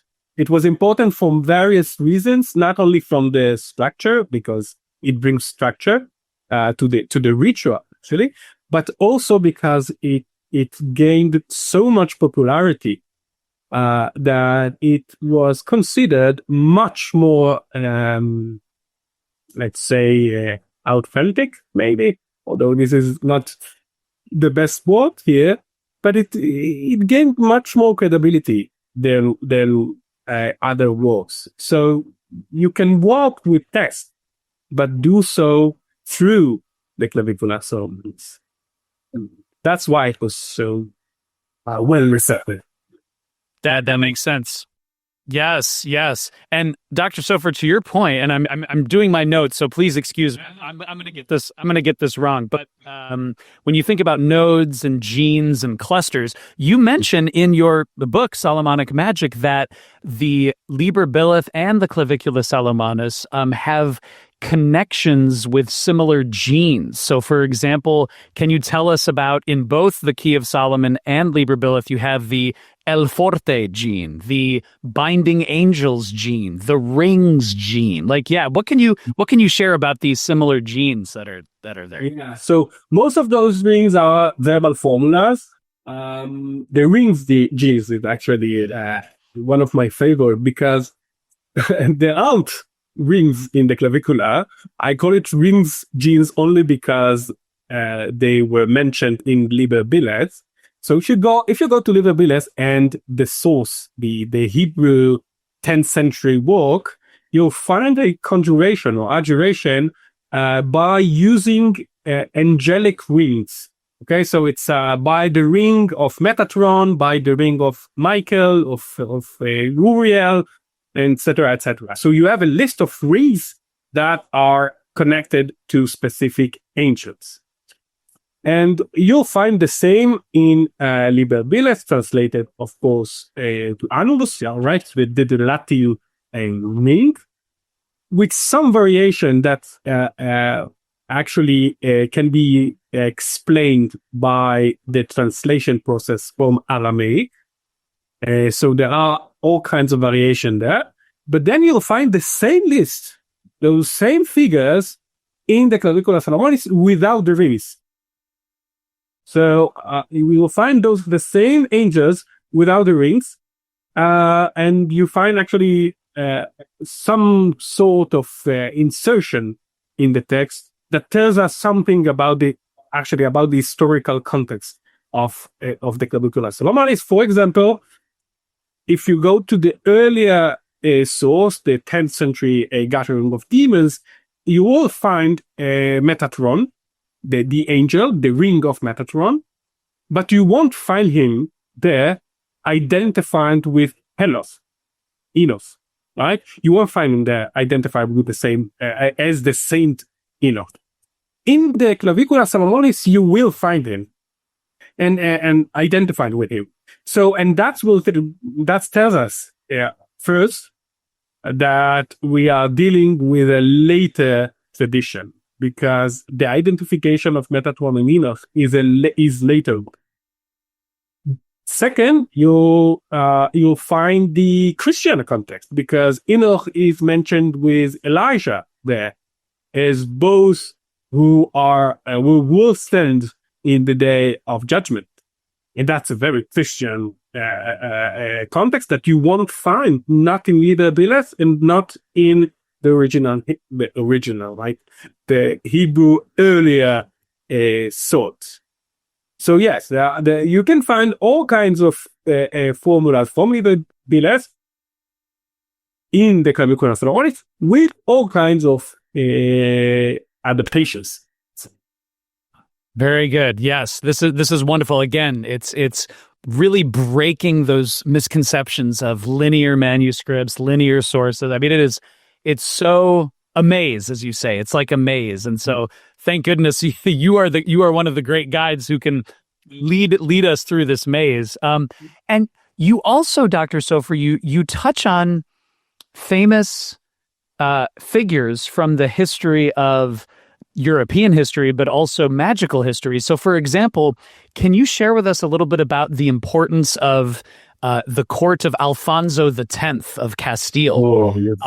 Because you say, quote, "The court of Alfonso X of Castile played both a direct and an indirect role in introducing such auxiliary manuals, that is, manuals that provide complementary methods and formulas to other external independent experiments. So this is fascinating because a lot of people think about Alfonso X and, the reception of, Arabic texts and the distillation.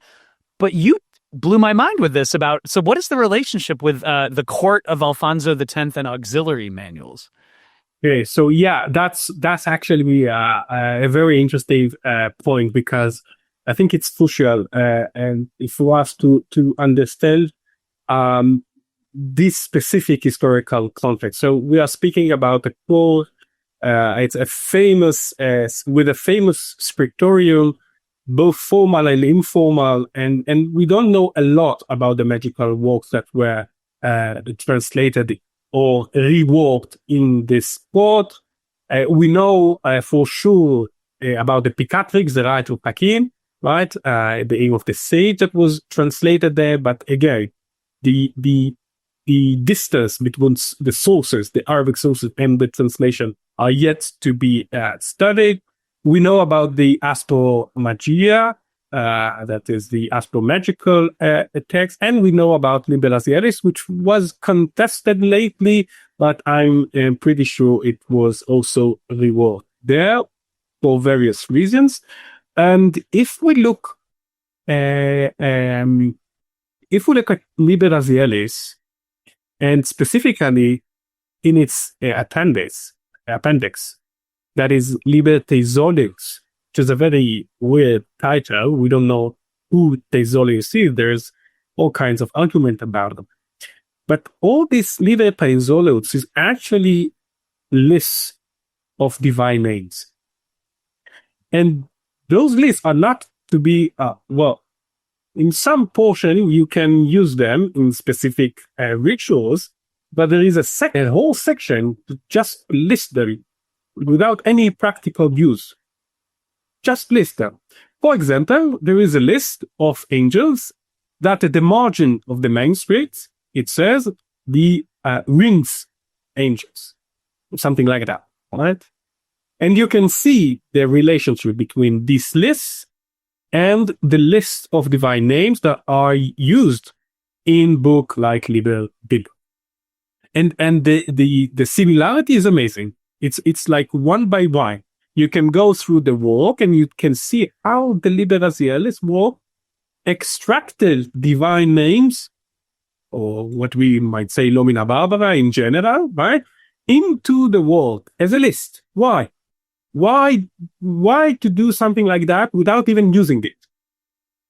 We know that someone used it later, this kind of list. Who? Ganel. Ganel worked with this list and choose specific names into his formulas. So what this list is actually, how it functions as an auxiliary network.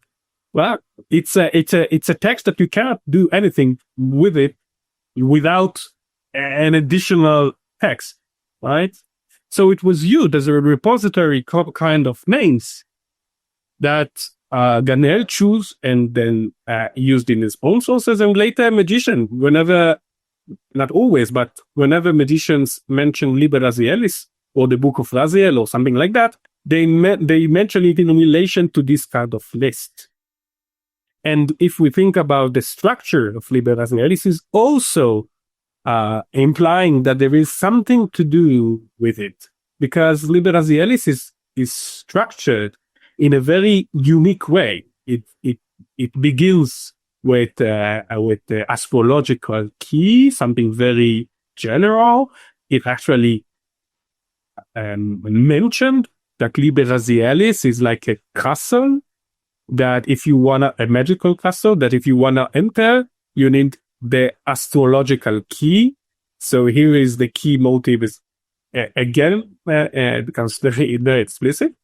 And then you have lapidary stones, right? Lists of gems and stones and head, right? And then you have the bestium. So it also echoes the Aristotelian, or actually cosmological, very general cosmological stages. You have the gens, you have the herds, you have the bestiary, and then you have man. How? Because you are going to deal with letters. Speak, right? So this is man. And even this kind of structure says something about how they approach the works they rewrote, because they didn't found this kind of structure. They probably didn't found this kind of structure in the sources. They reorganized it into to be this kind of structure. So yeah, I believe that the main point is that we have a structure with magic, very structured, and we have a list of names that cannot be used without external sources. These two things also appear with the equivalents: structures and being supplementary source.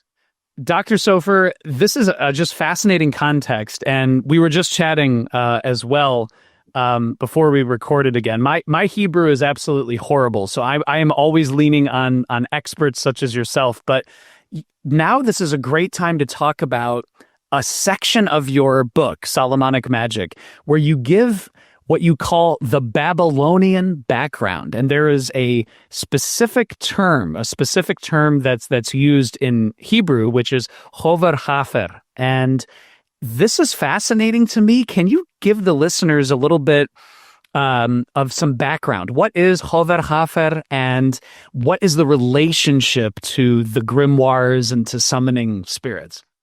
Yeah, of course. So Ḥover, it's actually a biblical phrase, that we don't know a lot about. It's just a practice that is described as forbidden. And it's described among other practices, magical actually practices that are forbidden. One of them is Ḥover. But so why I'm getting into biblical phrase, right? That's weird. If I'm so conservative about my historical approach, that will be very unprofessional, let's say. So the reason is that I'm not interested in Ḥover, but how it was perceived by those who were in the cultural and historical context in which I can identify the earliest book of gathering. So if I'm correct, let's say, it's actually not only me. The book of gathering was studied very early by Gershom Scholem, who thought about it as an Arabic source. Scholem was unable to access all those different and rich materials, so his conclusions were based upon a very short list of manuscripts. But later, Professor Gidon Borak also worked on it, and he actually proved his Babylonian context.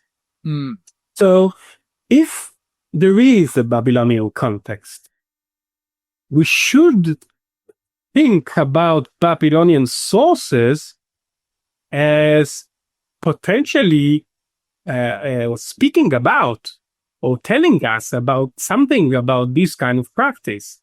Why we can't find them, right? I cannot find a reference in Babylonian sources, in Jewish Babylonian sources, to the Book of Gatherings. And that's weird if I believe there is a context. So I just read the Babylonian Talmud. That's a very common thing to do when you are doing a PhD in the Department of Jewish Thought. And I came across a passage about this biblical phrase, Ḥover, which in Hebrew, it literally means someone who gathers a gathering. That's a very, that's a verbal, let's say it's a very direct verbal translation of this kind. Because Ḥaver, it's a group, let's say. The same word came to be Hebrew. A close Hebrew word for it is Chabura, which is also a group. So I read about those three Babylonian sages who try to understand in a very let's say halachic, right, laws, what exactly this practice means, because they need to attach to it the consequences, right? What should we do to someone who is overfunded? How should he be punished? To understand that, we need to understand what exactly this Ḥover is doing. So you find a discussion about it. And again, that's not about Ḥover, the biblical phrase. That's about how the sages of Babylonian background understood this phrase. And one of them understood it as someone, and I try to quote from a translation, is someone who suffumigate or use fumigation in order to gather demons, or to gather the demons to work together, or something along that lines. And if we're taking the book of gathering, right, that's actually, and that's important to say from a philological point of view, the book of gathering uses a different Hebrew word for gathering. It's not Ḥover. It's a different word, it's kvitza, but it means the same.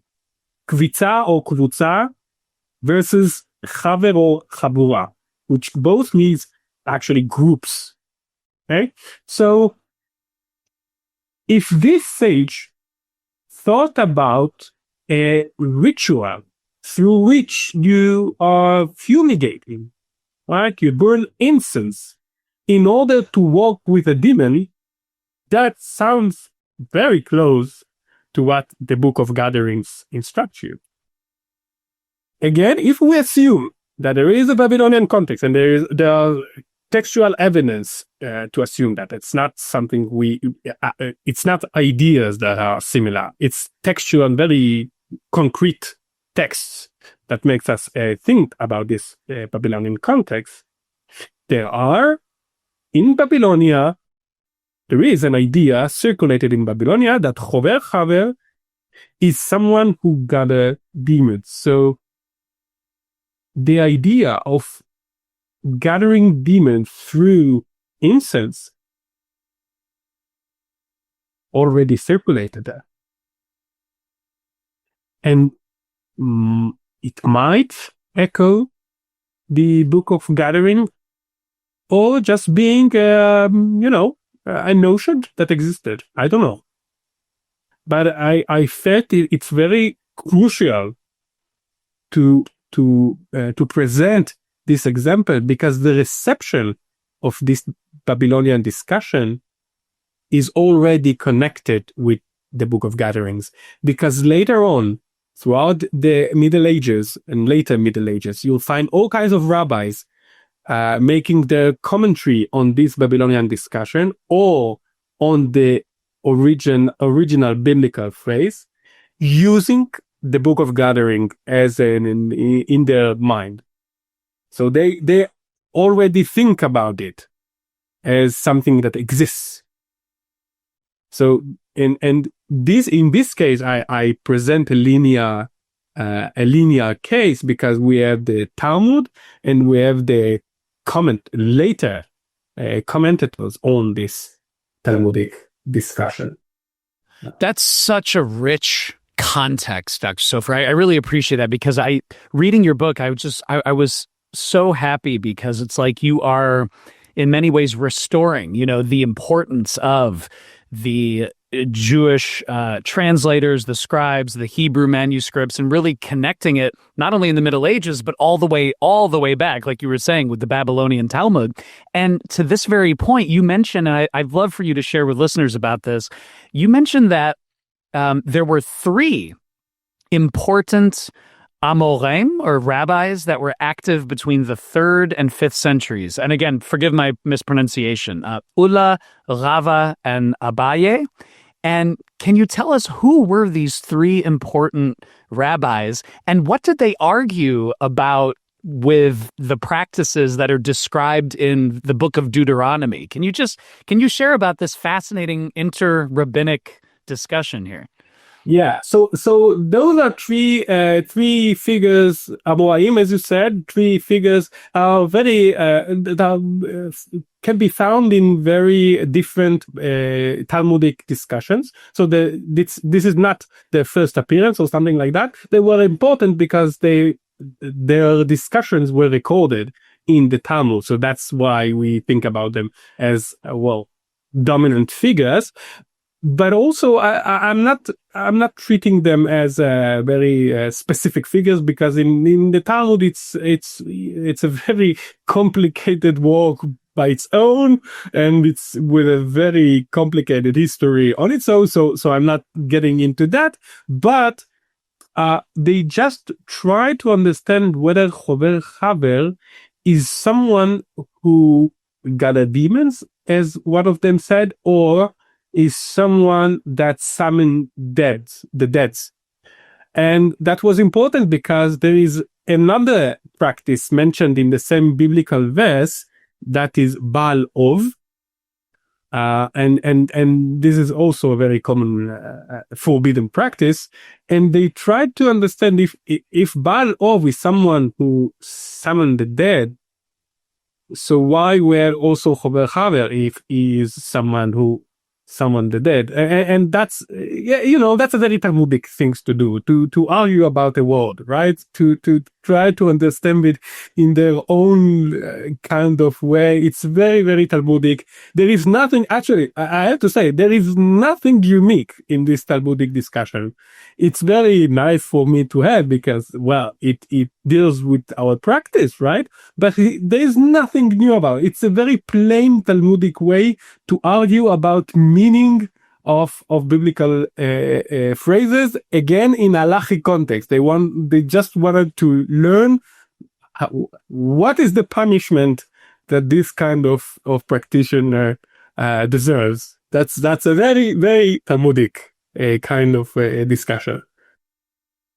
That is lovely, and you're right. Yeah, it's like when you read, and again, I'm just reading some of the translations, but the intense Talmudic discussions. I mean, it's everything you could have ever thought of, or running a midrash, or an exegetical parsing of the Hebrew in the book of Exodus or something. Like, it's amazing. It's just like the depth and richness. And what I love, Dr. Sofer, we have these discussions from the 3rd, 4th, and 5th centuries, but then you also connect this to the Jewish tradition in medieval Europe. So can you share about how did these ideas, all these discussions, Ḥover and demons versus engagement with the dead, and, you think about the Meftah Shalom, certain traditions, how did these get transmitted to medieval Europe? For example, you explore, quote, this understanding of Ḥover was accepted in Ashkenazi communities in Germany and southern France, northern France, Italy, and Spain. That was fascinating. Can you share about that with the Ashkenazi communities in Ḥover? Yeah, of course. So the Talmud is a central piece in the history of Judaism. It's something that everyone learned who can actually read accessed, and it was very important in very different Jewish communities all over the world, actually, to engage with the Talmud. So whenever this kind of notion became explicit, this notion of Ḥover, not as it appears in obscure way in the Bible, but in a very concrete way. Ḥover is someone that gathered demons with incense, right? Whenever this notion becomes dominant or just mentioned even in the Talmud, there were people later who read it, and there's nothing new about reading the Talmud by rabbis in the Middle Ages. That's something that they did. That's a mainstream, right? That's a common thing to do. That's a common practice. If you didn't read the Talmud as a rabbi in the Middle Ages, that's malpractice. You shouldn't be a rabbi or something like that. That's how you should think about it.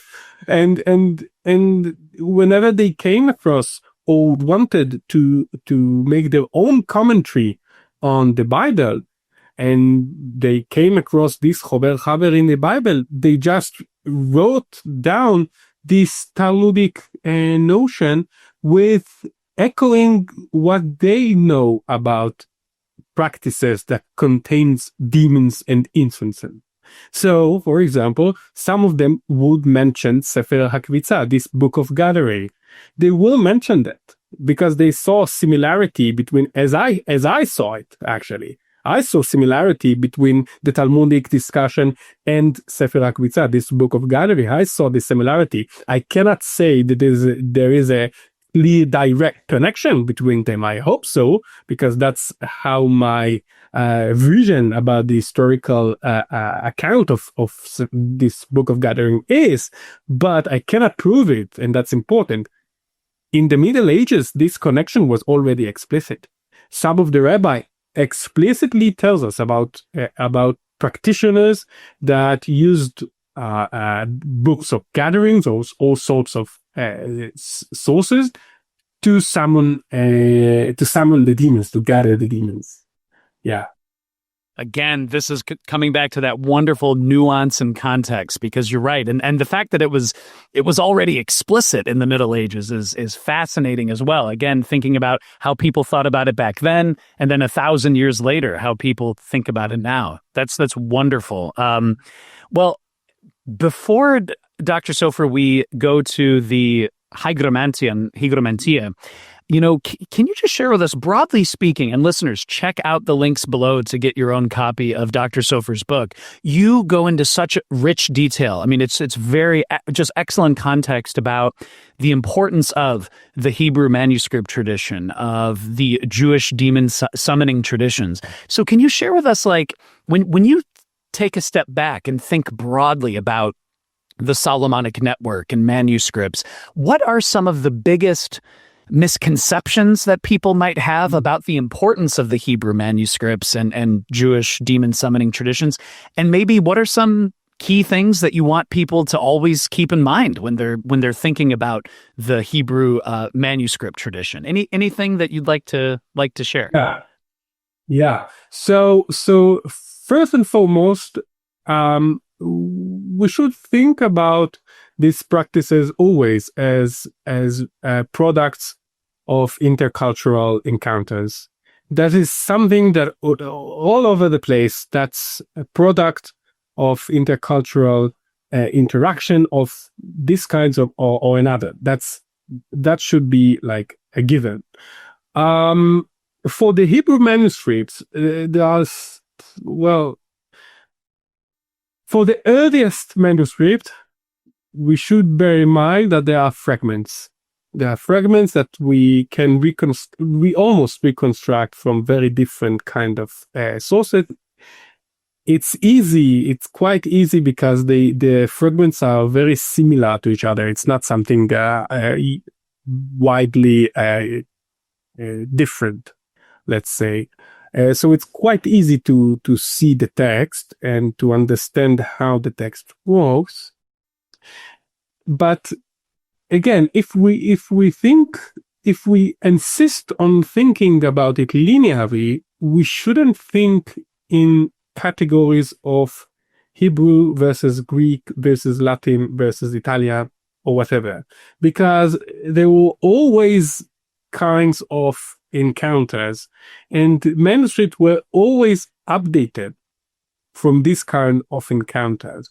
So even one of the Liber Bileth notes, which is Hebrew at the 18th century, when you look at it, you see it's a translation from Italian. But this Italian is a translation from Latin that, as I said, it is already a translation from the 10th century Hebrew text. So even if you think linearly, you miss all this journey of the text. right? So that's the most important. Whenever we are working with manuscript, we should abandon this kind of linear stemma codicum, because it actually ruining the rich the rich text that in front of us.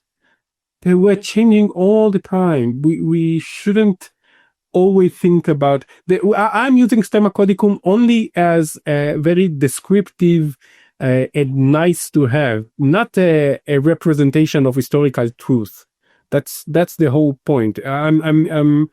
I don't like the use of stemma codicum as text A came from B, from C, from D, etc., because we lose all kinds of variants, right? That's a very famous book in the praise of the variants of, sorry, I forgot the name. Yeah, I will remember it in some point. In some, yeah. Okay, so yeah, that's I think the most important thing to do whether we are talking about the Hebrew manuscript or not. And if we are talking about a manuscript, we have to read it all over, all through. We have to. We cannot rely on descriptions. We cannot rely on if we want to say something specific about a very specific manuscript, we cannot rely on description. No matter what, we have to read it carefully, because description sometimes lose this kind of nuances that we have to acknowledge.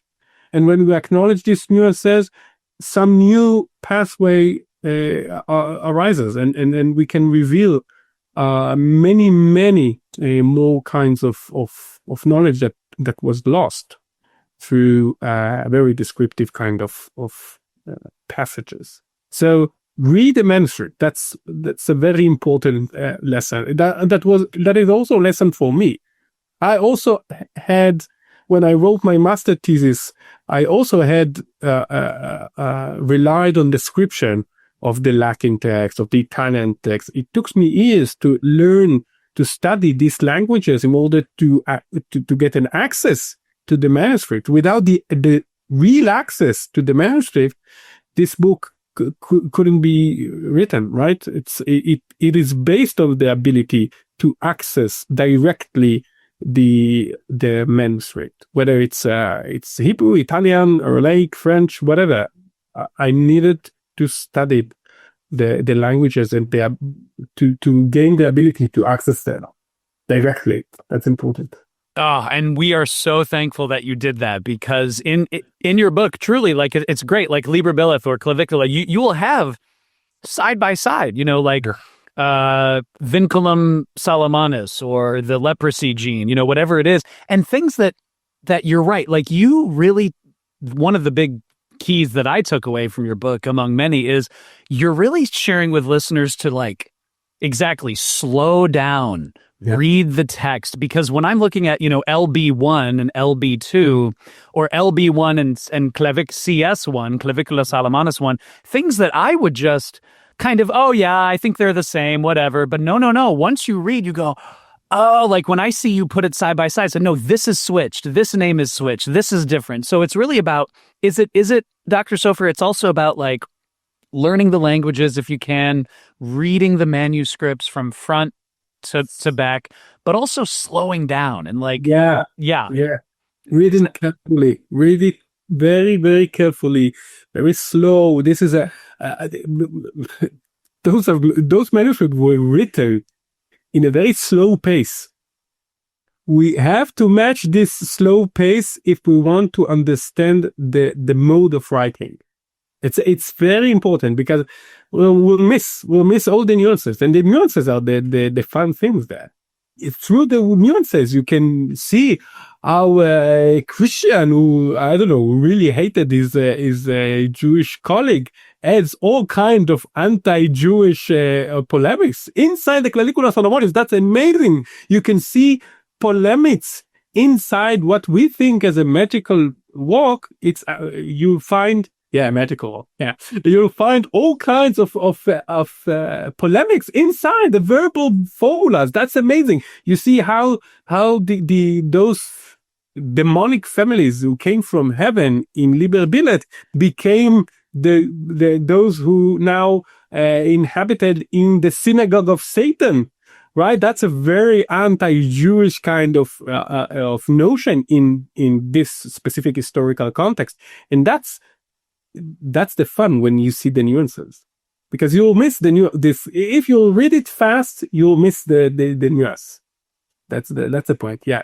That is so good. That is, in fact, I'm thinking in terms of polemics, and you'll please correct me if I'm wrong, Dr. Sofer, this just popped in, but in the Sworn Book of Honorius, Liber Juratus Honori, I believe it talks about in there where Honorius, the author, is saying, if you're Jewish, practice this magic. If you're Christian, if you're Muslim, but if you're pagan, no. Yeah, he's like, he's like, only pagans use this circle, so don't do that. But if you're Jewish, practice this. If you're Christian, like, it is interesting to see that. Yeah, it is. And when you read Galel, who read Liber Juratus, if you read it, you'll see that he treats pagans as he treats Jews and Muslims at the same level. You can be a pagan and you can walk through this kind of recipes. And this is a nuance. Again, you can find passages from Liber Juratus and passages from the Summa Sacra Magicae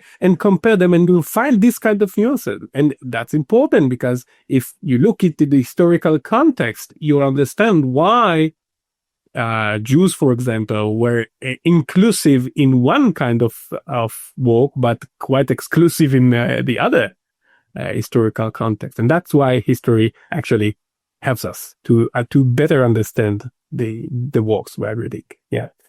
Absolutely. Yeah, that is. And this, Dr. Sofer, leads to one of the key areas that you look at in Solomonic magic, which ties in all of these themes: nuance, context, nodes, genes, clusters, and challenging long-standing beliefs that people have and scholars have had by sharing new possibilities and new ways of thinking about things. And of course, I'm talking about what you call in your book, quote, the Greek myth, rethinking the Hygromanteia or the Hygromanteia. And you mention, Dr. Sofer, that, quote, the earliest manuscript containing Hygromanteia is from the 15th century, and, quote, there seems to be a consensus among scholars that the Greek grimoire, the Hygromanteia, is the ultimate source, the parent, if you will, of the Clavicula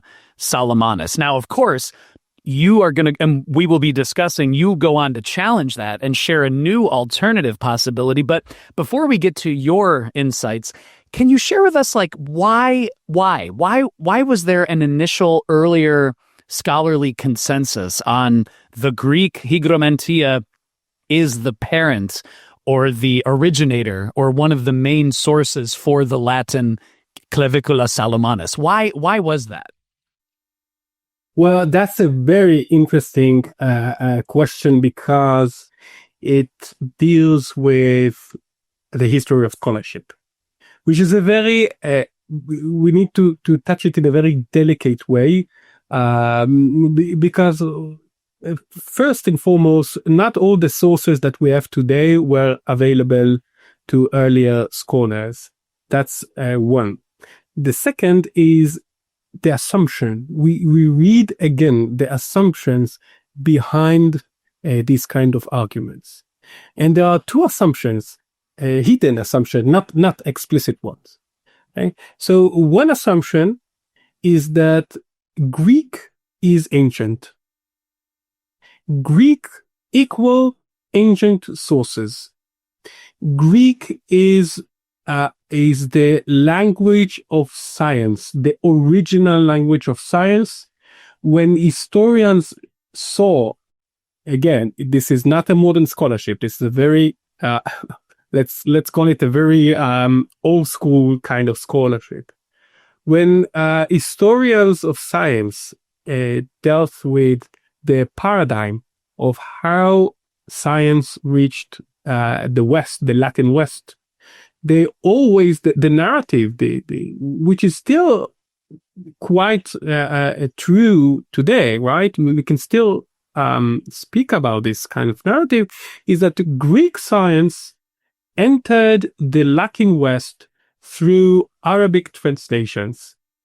And that's the grand narrative of the history of science. There was the Greek science, it was translated into Arabic, and then the Arabic into Latin, and that's how science entered the Latin West. So there was an assumption that Greek represent a very early stage of transmission. So this is number one.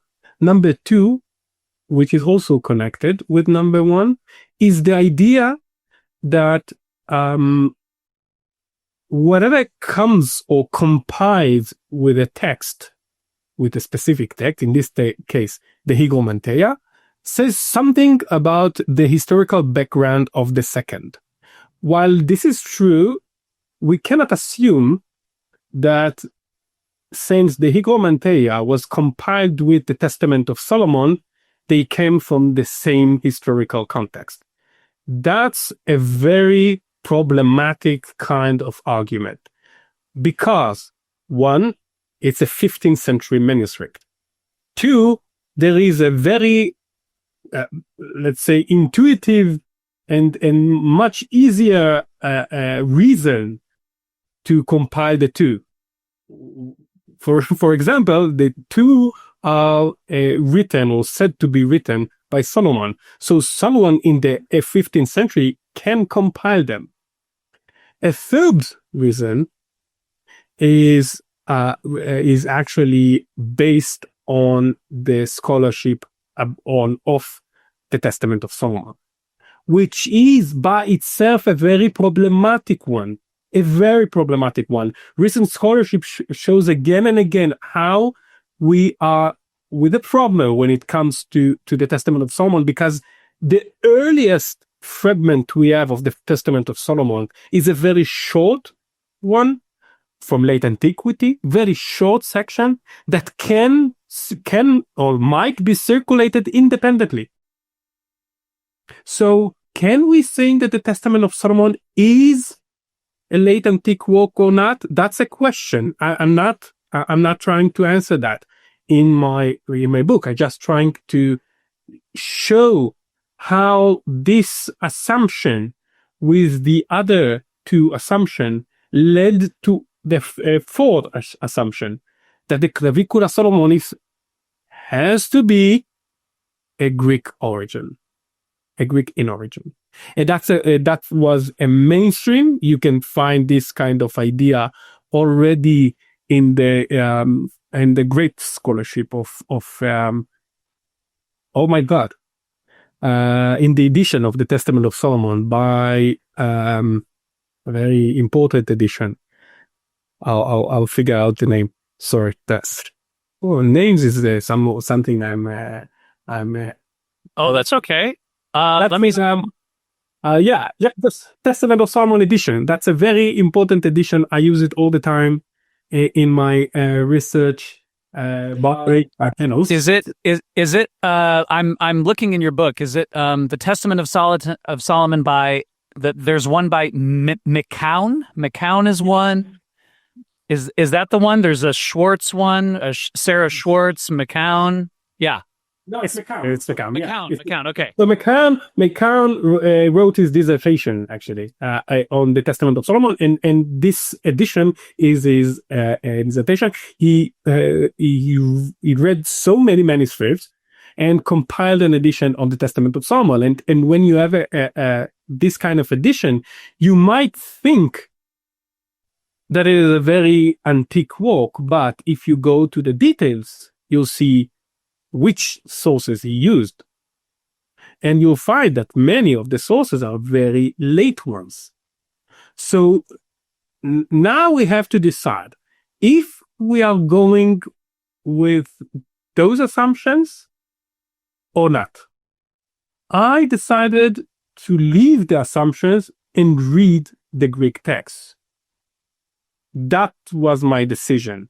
And when I decided to take these steps, I saw exactly how and why we think about it as the ultimate origin, but it is, in my opinion, just another version of it of the 15th century, translated from Italian or Latin, and also combined with other Hebrew formulas. So that's not an ultimate source of clavicular thalamus, which even the phrase ultimate source we might think of as problematic, right? When it comes to clavicular thalamus, which isn't a thing, ultimate source. But if you read it, you'll find Hebrew, you'll find Italian, and you find Latin. And this happens only if you read it, and you read it carefully, slowly, with those intercultural encounters in mind.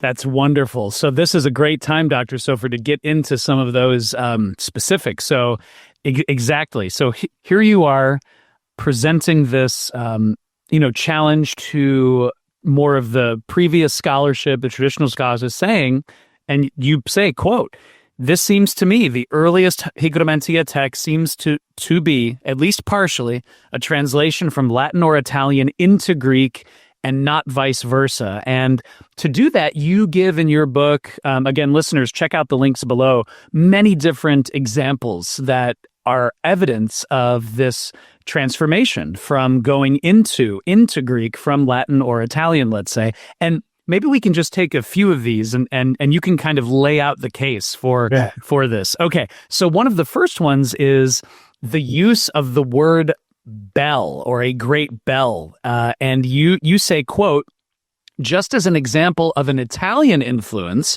one can see the use of the word from the Italian word campanone, a bell, usually a great bell." So you saw this word. Tell me if I'm understanding right, Dr. Sofer. You saw this word from the Italian campanone in Greek. So it was written in Greek, but you spotted an Italian word influence. Can you talk about this whole issue? Yeah. So that's actually a known example.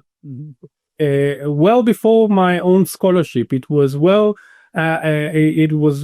acknowledged by scholars like Torrijano, who worked on the idea of Solomon as a magician and as a sage. And it was used as an evidence, also McCoy explains, as an evidence for the Byzantine context. So you can think about it as written in Italy during the Byzantine eras, right? You can see how Greek texts will use some Italian terms in such a time and cultural context. So that's an example which is very. I won't even treat it as an evidence for the process I argue, because it's a very you can accept either, right? You can see it as an Italian origin there, or just pointing at an Italian context. Okay, so Byzantine context as earlier scholarship argued. Yeah. Excellent. So this is good. So it's kind of like earlier scholars also spotted some of these potentials, and you can kind of take it either way. Okay. Yes. So one of the other things that you talk about is this a form in Greek of alpha et omega, and a series of names. Can you just kind of share with us about this? What is this all about? Yeah, so you have all kinds of phrases in the Greek, right? In Greek letters, you have phrases of a list of divine names, and then you'll find alpha eta, which is quite weird. But if you think about it, as I think about it, you can clearly see how the very commonly used phrase alpha et omega became alpha eta in the eye of someone who translated to Greek without understanding it. Because if the Greek author understood this phrase, he would write Alpha Chi Omega, right? Chi as end, Alpha and Omega, Alpha Chi Omega. He didn't. He wrote Alpha Eta, which actually you can see Alpha, you can see Et, and you can see the O of Omega became A. That's a commonly replaced word in also in Greek, but also in Latin. You can see how they sometimes replace that. That's a phrase that was in Latin because you cannot explain it otherwise. How this phrase that isn't to be found in other places found its place in the Greek without being translated from Latin. And even I'm not truly understood it. And one of the reasons I think that the author didn't understood it, it might be actually mediated through a Hebrew source, because in Hebrew sources you'll find Alpha et Omega written as Alpha Eda, Alpha et A. So that means that maybe the Greek author saw these Hebrew sources, and I have evidence for the author seeing Hebrew sources. So Alpha Eta, as it appears in Hebrew sources, which were translated from Latin or Italian, and just translated again into Greek without understanding, because he couldn't understand that in Hebrew it means nothing. Right? It's just a combination of letters. Because he knew how to use Alpha Chi Omega, but Alpha Eta, he didn't. And this is just one case. There are many other cases of that you can see that he read Hebrew sources. There is a huge formula that I try to actually retranslate. I don't know how to say that, but to transcribe into Hebrew. When you take the Greek list of names and transcribe them into Hebrew, you get a coherent text, a very coherent text in Hebrew in this manuscript. And actually, that's not the only example. There are many other examples of that. So we need to think again, if we are working with what we should think of it is what exactly is it, right? Is it the ultimate origin of the Solomonic? Yeah. This is fascinating. And yes, in your book, Solomonic Magic, you detail, I can't even remember how many examples. I only pulled out 3 of them, but there's so many. And we can talk about more of those that I didn't write down. But here's another one. Okay, so someone, Dr. Sofer, might say, okay, I can see a little bit, the use of the name Bel, the use of Alpha and Omega, maybe a Hebrew origin, and someone's translating it. They don't understand it. But what about more of the Latin, sources? And one of them is, you mentioned that the scribe of the Hygromanteia, quote, wrote 7 prayers that correspond to each of the 7 classical planets. And those prayers, you say, are adjurations, like I adjure you, or I invoke God, the King of Kings, or the Lord of Lords, or Theos, God, and so forth. And you say that these prayers are already known from earlier Latin sources, since they were embraced by Ganel in the Summa Sacra Magicae under the title De Orationibus Planetarum, or on the orations of the planets. So can you tell us, Dr. Sofer, about this other potential early Latin source for the Hygromanteia?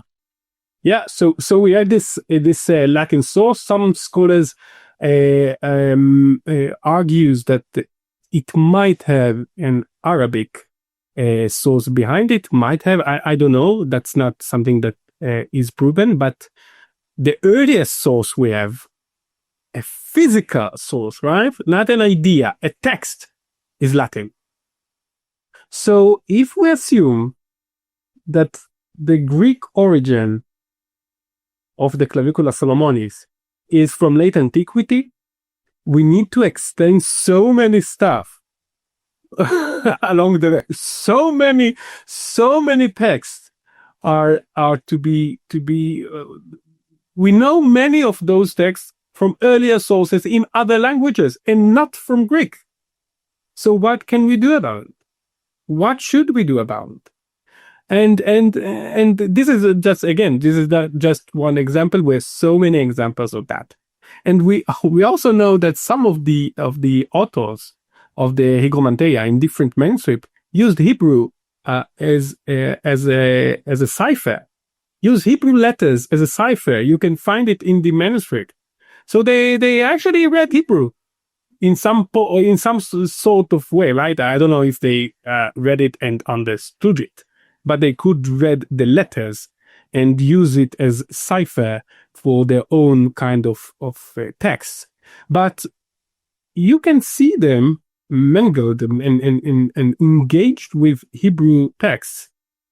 You cannot find the clavicula engaging with a Greek earlier source. You just can't. You won't find it. Well, you find theos. Theos on all this kind of divine name. That's not an evidence for this kind of engagement, because you can already find theos in so many Latin works.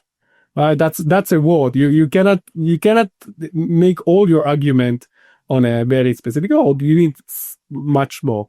Clavicula Solomonic doesn't.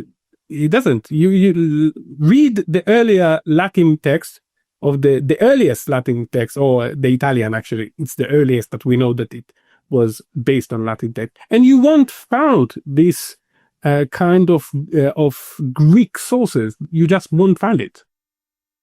So what does it tell us? Should we stay with this? I couldn't resist to use this phrase, Greek myth. I'm sorry about that. I just couldn't resist it. It was too good to not use it, right? And there are many other examples that I didn't mention in the book, but also the candarii, all these medallions. When you see the medallions in the Hygromanteia, you will think that, well, that's a lot of candarii. That's a lot of candarii. But in the earliest Latin sources of the candarii, we know that there are only 9.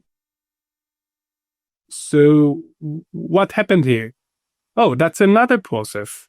That's another process that took place in a very later stage of the clavicula, because the Italian clavicula also has 9 candarii.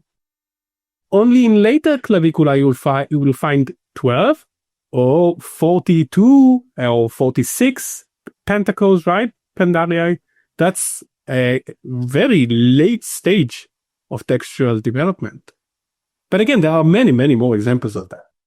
Oh yeah, no, this is fascinating. Yeah, the candarii, that's such a great example, because I remember looking at the first, one of the English translations of the Hygromanteia, and you see all these pentacles, and you go, oh yeah, well, that makes sense, because the Greek Hygromanteia is the parent.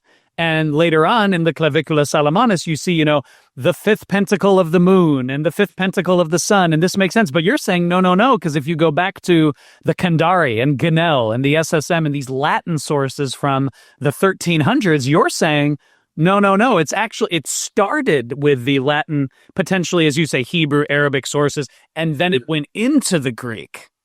That's fascinating. Exactly. And actually, you can say that. You can say more about that when we examine the Liber Bileth connected with this kind of tradition, because in Liber Bileth we know about the tradition of using 12 names of God, 12 divine names, that you can find some of them in the Greek sources, but those divine names are known from much earlier Hebrew sources. Again, 10th century fragments. So it just doesn't make sense it will make sense if someone will find the Hygromanteia manuscript of 10th century or so. I doubt that, but that's something that might happen. I don't know. That's exactly what I wrote at the beginning of the book. I don't know. Something might happen. That's why I always use this theory of network, because network is an open kind of RAM, right? Of space. You can always add things into it. You can always rephrase it. You can always revise everything. But for now, for the current state of evidence, I see no reason to assume a Greek ultimate origin. There is no reason, because you can see the structure of the Latin, Italian clavicula Solomonis in the Greek, and you can find Hebrew formulas in the Greek and Latin and Italian phrases in the Greek. The Greek is from the 15th century. Why to assume it's so antique? I don't know. There is no reason for me. There is no reason. If you take my conservative approach to history, you might want to think about ideas, and Solomon as a sage was known in the Testament of Solomon in Greek, and etc., etc. But Solomon was known also in late antiquity and much earlier than the Testament of Solomon. Even if you see the Testament of Solomon as something that was written, let's say, in the 3rd or 14th century, Solomon was known as magician already in 1 century BC or something like that. So that's, even if you go with this history of ideas, it doesn't, I don't know. Yeah, no, it's almost, hearing you share that now and reading your book, it almost seems like you are, by having us abandon linear thinking and embracing this openness of the network, this openness of ambiguity, it just struck me that it seems like it's almost an inversion of terms. For example, someone might say, oh, Dr. Sofer says he's taking a conservative approach, but really a conservative approach should be saying, this is the parent, this is the child, this is the way it is. And being open and ambiguous, that's a very liberal approach. But you're saying, no, it's the opposite. Like, being open and ambiguous and the network, that is actually conservative. Whereas if you start drawing lines, if you start saying, this is the parent, this is the child, this is the original Greek Hygromanteia, and then it went to the clavicula, and then it went into English and German and all that. You're saying, no, that's actually a more liberal, if you will, quote unquote, approach. Would that be? Exactly. Okay. Exactly. And it's funny because you would think the other way around, but yeah, if you read the manuscript, it's there. And I'm not forcing this kind of ambiguity on the manuscript. It's already there. That's inherent to manuscript study. This kind of complexity, it's there. I'm not doing anything to it. It's already there. It is again the other way around. If you fix the manuscript in a very kind of a linear transmission, and you fix everything in place, that's where you lose the nuances that speaks about complexity. That's where you cannot read the alpha eta at the Greek manuscript because you think about it as a Greek name. So who cares? It's a Greek name, right?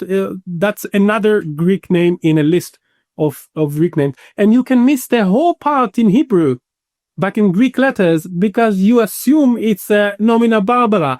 Again, another notion. We have to be very careful with it. Our authors were learned. They knew what they are doing. I'm very cautious when it comes to say something like he didn't understand something. I'm very cautious about it. I'm using it, but in a very, very small portion because they knew. They knew what they are doing. They knew what they are translating. Sometimes, they mistranslate something or something that might happen to all of us. I mean, me too. You might find the mistranslation here. I don't know, maybe, but that's something that happens. It's a human thing. But we shouldn't assume ignorance. And if we will be willing to accept that they knew something, we might also read their nomina barbara as words in a language that we cannot understand. And that's exactly what I tried to do. I tried to read the Greek in Latin and the Greek in Hebrew, as I did with the Hebrew. I tried to read it in Latin and Greek, and in the Latin, and I did it for a very reasonable assumption. There is intercultural encounters in it. And if you assume that, it will be easier to read through those momina barbara, as we say, right? That is wonderful. And in fact, you even invite the reader to think about, because the reader might be reading all this and saying, okay, then I wonder who actually was this person who maybe wrote one of these texts. And I would love for you to share your thoughts on this, because you give the reader, you gave myself, everyone who's read your book, another possibility for people to consider. You share that quote: "This is the work of a Christian practitioner who translated and reworked Latin or Italian texts, as well as Greek and Hebrew formulas, in order to create his own clavicula." So this is talking about the clavicula, and who created this clavicula, working through the Greek and the Hebrew. And you say, the broken Hebrew suggests that this scribe, like many other practitioners in that period and place, searched for noumena in Hebrew texts, but also consulted a practitioner who was well-versed in Hebrew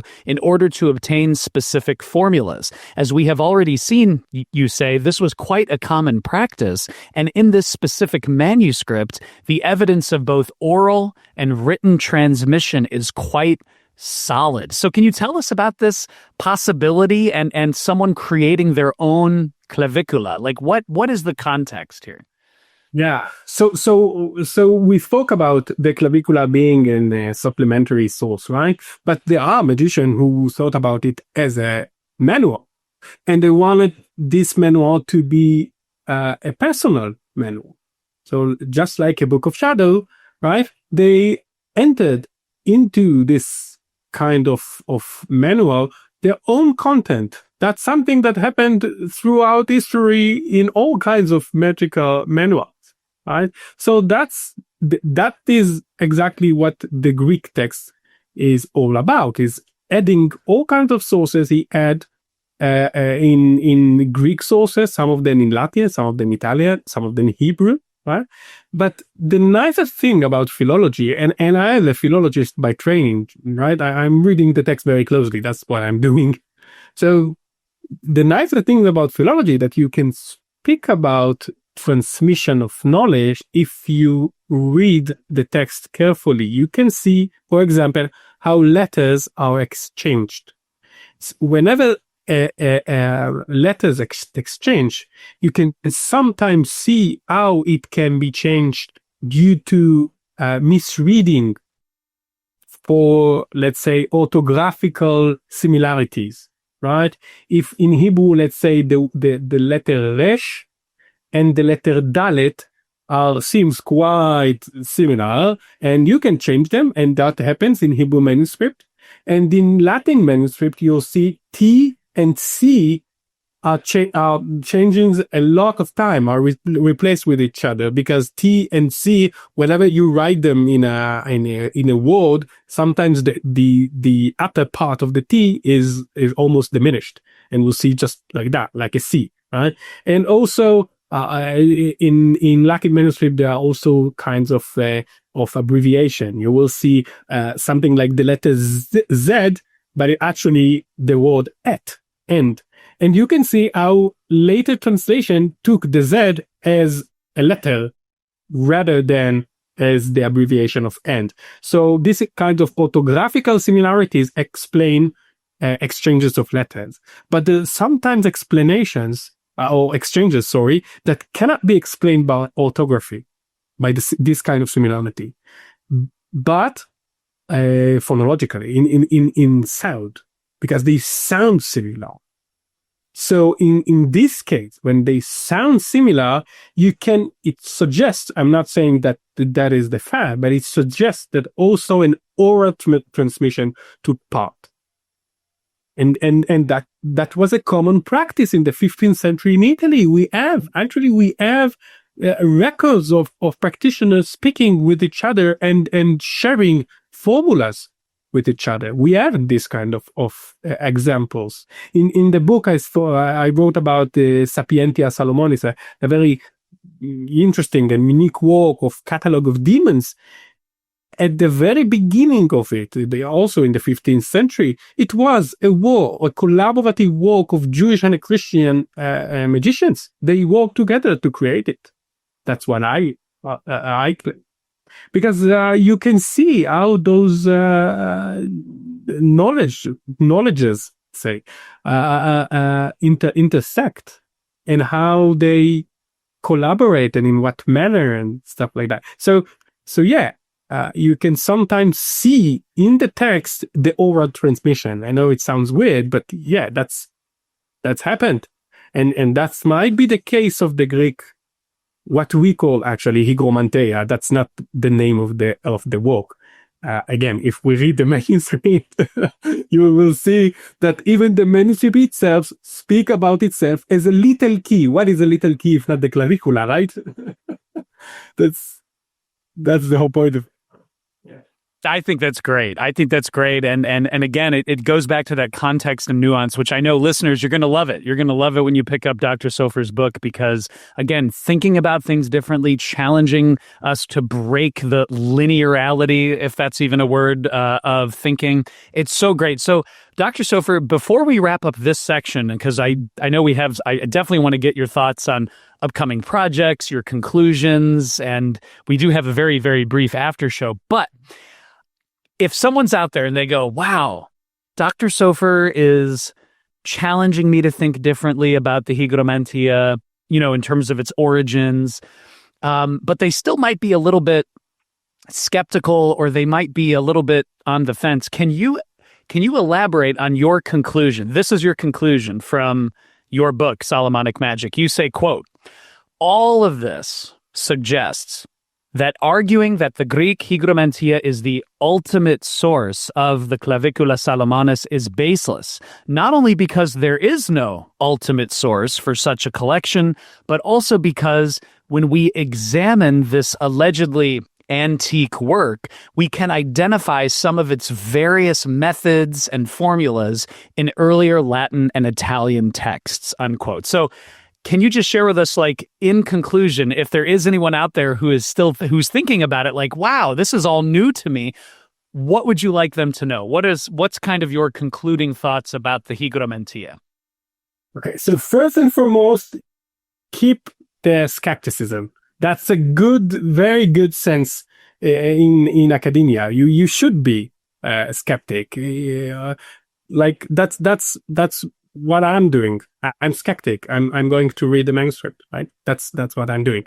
When it comes to the Hygromanteia, I think, again, if you'll take my conservative approach to history, you'll just need to search for Greek works in the same historical context where the Clavicula Salomonis was born to argue this kind of argument. I assume there aren't, because I search. I'm not saying that I search everywhere, but for now, currently in our stage of evidence, we don't have this kind. The next step you might take, and this is something that scholars actually took, is to go to very early sources like the PGR, right? The Greek magical papyri. Again, that's something that you might want to do, but be careful when you are comparing ideas. I'm not comparing ideas. I'm comparing texts.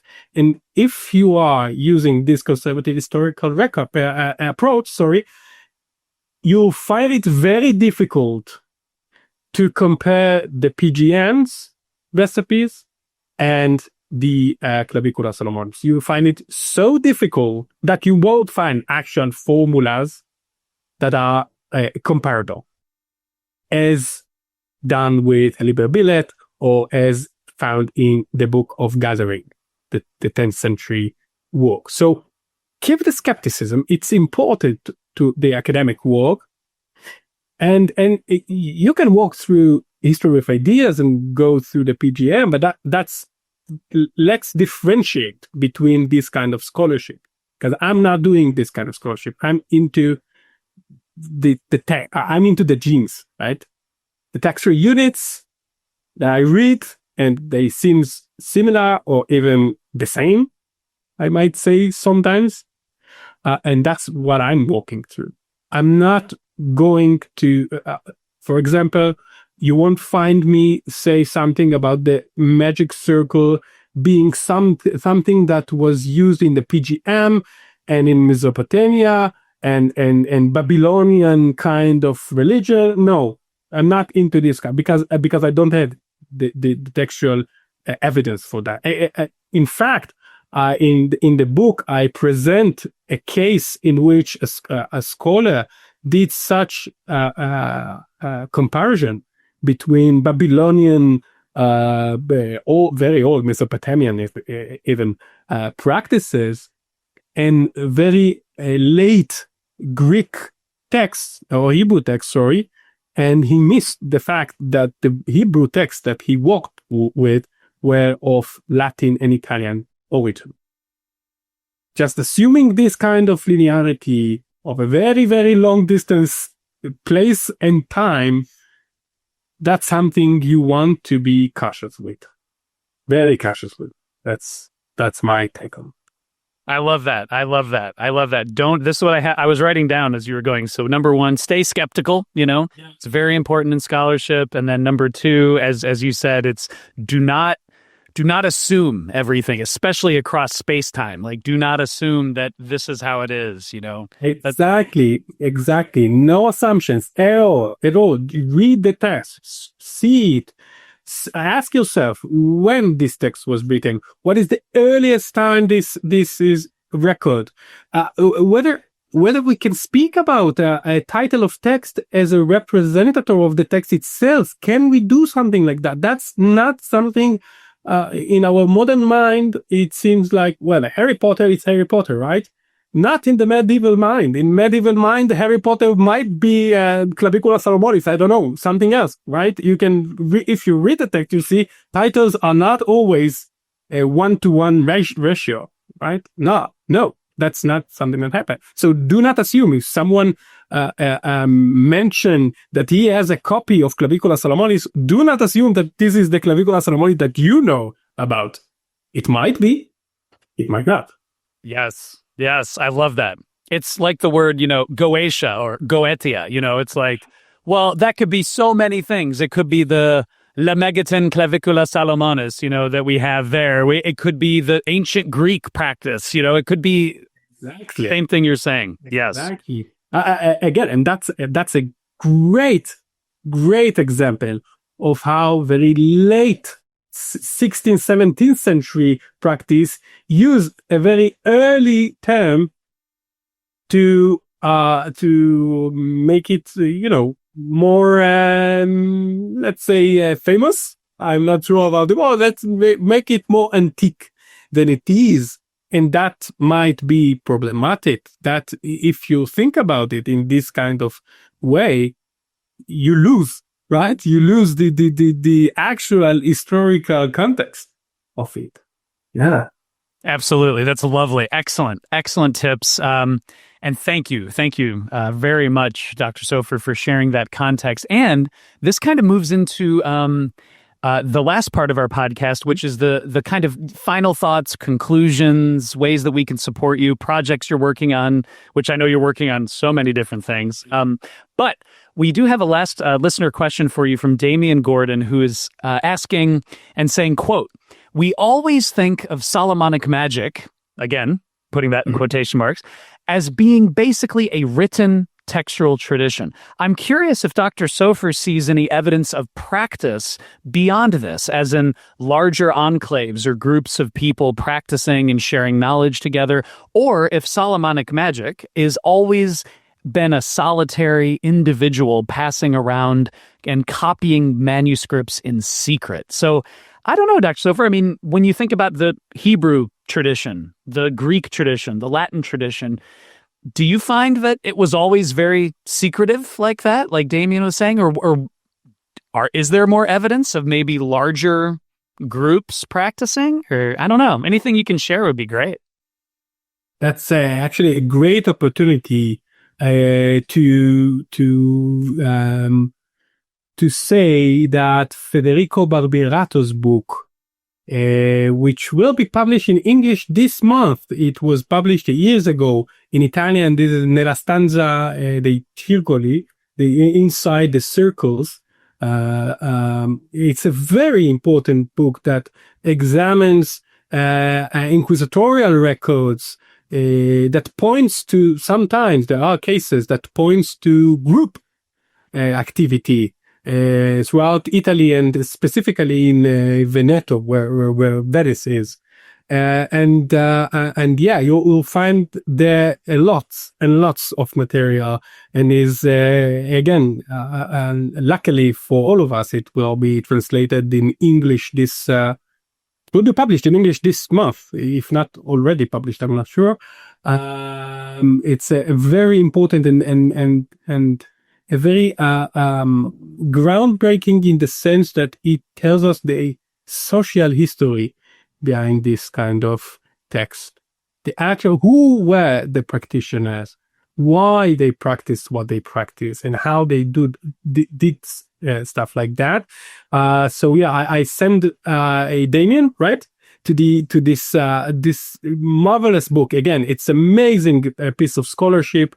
It was published again years ago in Italian, and I read the Italian book, but the English one is an updated version, will be published very soon. I also mentioned some of the cases in my book when it comes to Liber Centum Regum, the Book of 100 Kings. This is a case that Federico also deals with in his book. And yes, there were, that's my way to say there are practitioners and groups that walked through this kind of text. Not always. It depends on the how risky it is in the historical context where it's happened. But still, and also you can assume that if someone copied the manuscript, he copied it from somewhere. So there is already a connection. I'm not saying that it is specifically and must be two persons work.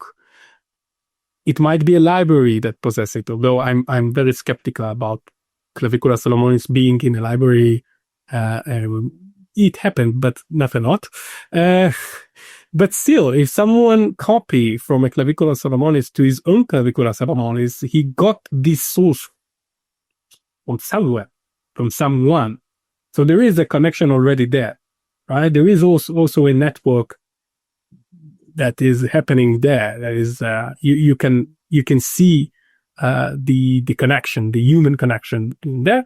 In Federico's book, he shows social networks, more than two persons that also involved in this kind of practice. So yeah, it's a very interesting book, a very important piece of scholarship. Yeah. That is amazing. I think I was chatting with the great, I think about great scholars like yourself. I was chatting with another great scholar, Joseph H. Peterson, who talks about, I believe it is, Dr. Barbiato's Nella Stanza. Yeah, Nella Stanza. And is that through Routledge this month? Yeah. The English translation is through Routledge. Yeah. All right. Excellent. It's going to be available soon. I think this month, in 2 days or something like that. Yeah. Excellent. Well, that's wonderful to hear. That's great. And I think, again, when you think about Nella Stanza, when you think about your work, it's just adding on that context, which is so great. And so this leads as well, Dr. Sofer, to when we think about your entire work here with Solomonic magic, you've already touched on a lot of the misconceptions, people thinking too linearly, parent-child, people not being open, people not taking a more conservative approach. Are there any other big misconceptions that you'd like to break for our listeners right now, or any other useful things to keep in mind when they pick up their own copy of Solomonic Magic? What should they keep in mind, in addition to not thinking too linearly, not boxing yourself in, staying open-minded, anything else that comes to mind? Yeah. Yeah, actually, I'm thinking about all kinds of online discussion I saw, and this is something that might be a good opportunity to raise. Sometimes I see and hear people say or think about Jewish magic, let's say, or Jewish magical texts as connected to Kabbalah. And this is something that we must be careful with, because Kabbalah is that's also contested today, but Kabbalah is a very specific kind of doctrine, which is basically around Sephirotic paradigm. And there is a recent scholarship by Tzachi Weiss. The scholarship was published in Hebrew, but it will be translated to English soon, where he shows that we are using the word Kabbalah in a very, almost as we use Solomonic magic, if you want. It's a very problematic use, and that's not the case, okay? When I read all kinds of interpretation of demons as kelipot or something like that, that's not what happened in Hebrew manuscript.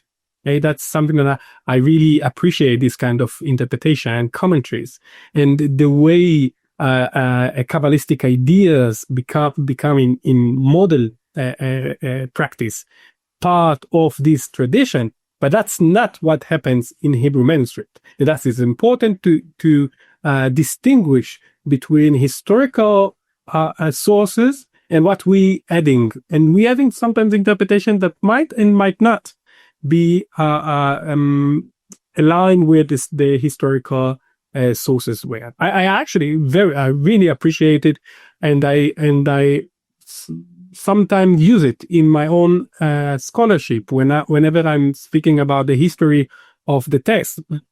The history of Solomonic magic is still being written today, and that's why I'm still into this, and I'm really interested in this kind of phenomena. But it's not a historical phenomenon in the sense of something that happened in the past, but it's still happening here and now, and we need to distinguish, I think, between them, and to be aware of what was written when and where, to be able to argue. We won't be able to argue about a source without knowing the source, right? That's stuff that happened. I hear all kinds of hypotheses that doesn't relate with the text themselves. I worked a lot with the Sofer Haotot, the book of seals, or the book of signs, written by Isaac Zackley, the one who translated the Hebrew Claviculas Momos, Mafteach Shlomo, right? And he has a catalog of pentacles. And I read and saw that some people think about it as the origin of the pentacles, but it's not. Zackley himself writes that he took it from Italian and Spanish books. So we need to be very careful, whenever we argue, we give arguments about sex.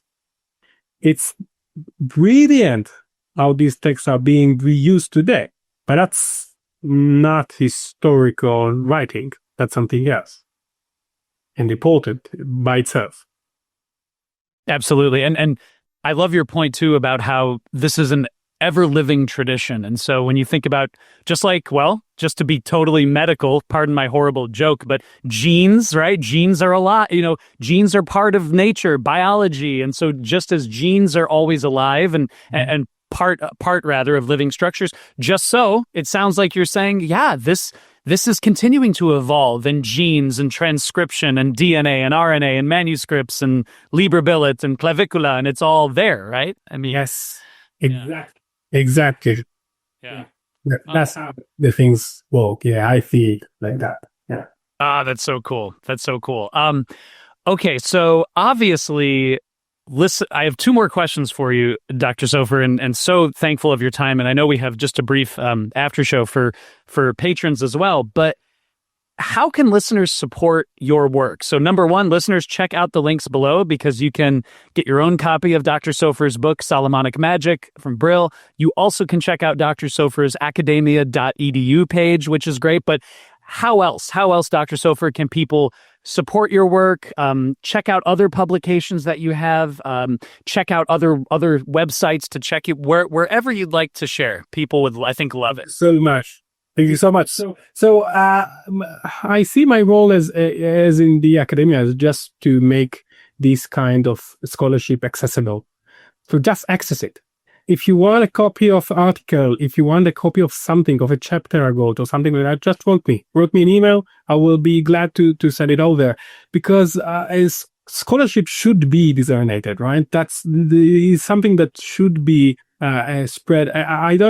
I really like the Brill book, my Brill book, if I may say, but it's very expensive, right? It's not so accessible. So first, you can find it in many libraries. You can find it in university libraries that are subscribed to Brill's publishing online, so you might find a digital copy of it. Okay, so there are lots of ways to make it accessible. But I know that someone will hear accessible and see the price of the book and think about me as something that I isn't speak about accessibility. But no, really, the whole point of academia is to make, I see it as to make such things accessible. Also, there is a recent YouTube series, lectures on the Seals of Solomon. You might be interested in looking at and speak about how pentacles and candarii became one and how the pentacle evolved through actually medical practitioners in the early modern century and how it became to be a Jewish thing in the 18th century. You'll find 4 lectures there, and again, accessible. That's you can find it on YouTube. That's all. Whenever you need something to read, just call me. Just write me an email. I'll be very glad to share everything because that's the point of the scholarship that I want to bring. Yeah. Oh, that is so lovely. And yes, we are so thankful because you're shedding so much light and context and nuance, which is just great. And I think this leads as well, Dr. Sofer, to the last question for the main podcast, which is you are constantly working on so many things. And yeah, I mean, it's YouTube lectures and publications and, Harvard publications and Brill. And I mean, so can you give us a little hint on some projects or other things that you're working on? I was just chatting with Vajra Reagan, you think about the Al-Model and all that. So can you tell us, what are you working on? What are some big things? Yeah. So thank you. So I work on many projects, actually, as you said. One of them is to be published in Cambridge, right? In Cambridge University Press. That will be the Imagined Arab Magician. This is actually a project that it's some sort of extension of the Hygromanteia thesis. I just revisit again all kinds of assumptions regarding Arabic sources, and I claim that some sources might be read not in an Arabic context, but in a context where Arabic was seen by practitioners as magical or important for them to be associated with. And I also share there a Latin text with an English translation of an unstudied text, which is a very important text. It calls on the 7 names. So from the same Florence manuscript we spoke about. And this is one project that will be published very soon, I hope. I have several more projects. One of them is the translation of the Hebrew Key of Solomon's. So that's another project. And I also work on a book on catalogs of demons. That is my most precious book, I think, for me. This is a very precious project because I work on a catalog of demons and how they become so popular and why they become so popular in the Latin West and in what we might call the West tradition of magic. And I'm doing it through not only intellectual history, but also social history, and taking Federico Barbieratos as a model. I'm going into inquisitorial records and discuss also them. And I discuss all kinds of manuscripts that weren't studied at all. Hebrew, also Greek one, and Italian, all kinds of manuscripts. And I have all kinds of projects. An article of mine will be published in May where I discovered an Hebrew Clavicula Solomonis from the 16th century, which is the earliest Hebrew Clavicula Solomonis we have today. And all kinds of fragments from the Kahiro Geniza, which are also translations of Clavicula Solomonis Codex. So that's not only Clavicula Solomonis, but all kinds of Clavicula Solomonis related. Let's call them network or Solomonic network, and that will be Meister. So yeah. And I also have a project. I just got an academic, really good grant that will enable me to tell the story of the Italian Renaissance rabbi who was also a Kabbalist and a physician named Yohanan Alemano, who was the teacher of some sort of a teacher of Pico della Mirandola, the very Italian known figure. And I work on his system of magic, which is a very, very huge and interesting. He is probably should be considered the second generation of Ganel. While he was the Jew and he saw himself as a Messiah, which is quite different from Ganel, he walked through his sources in a manner that resembled other authors, magicians. Yeah. So, yeah, there are all kinds of more projects, but that's the response. Wow. Well, hearing you talk about your projects, Dr. Sofer, I'm just thinking, oh yeah, now I understand when Dr. Sofer says that sleep just gets in the way. It's just unnecessary. I'm thinking, now I understand even more so that. So you're going to have time to. Yes. Well, you are, of course, I am so honored that you have stopped by on the podcast today, and I'm certainly hoping this is the first of many times, Dr. Sofer. You know, always welcome on the show. But scholar, author, researcher, his first book, Solomonic Magic, Methodology, Texts, and Histories, was published by Brill 2025. And also, as you mentioned, the second book is coming out as well, forthcoming, Cambridge University Press. Dr. Gal Sofer, Dr. Sofer, seriously, thank you for taking the time and really sharing the context, the nuance, and the wisdom on the podcast today. Really appreciate it. Thank you so much for having me. It was very exciting. Oh my gosh. Yeah, thank you. Thank you. It was important for me to share this kind of scholarship. Yes.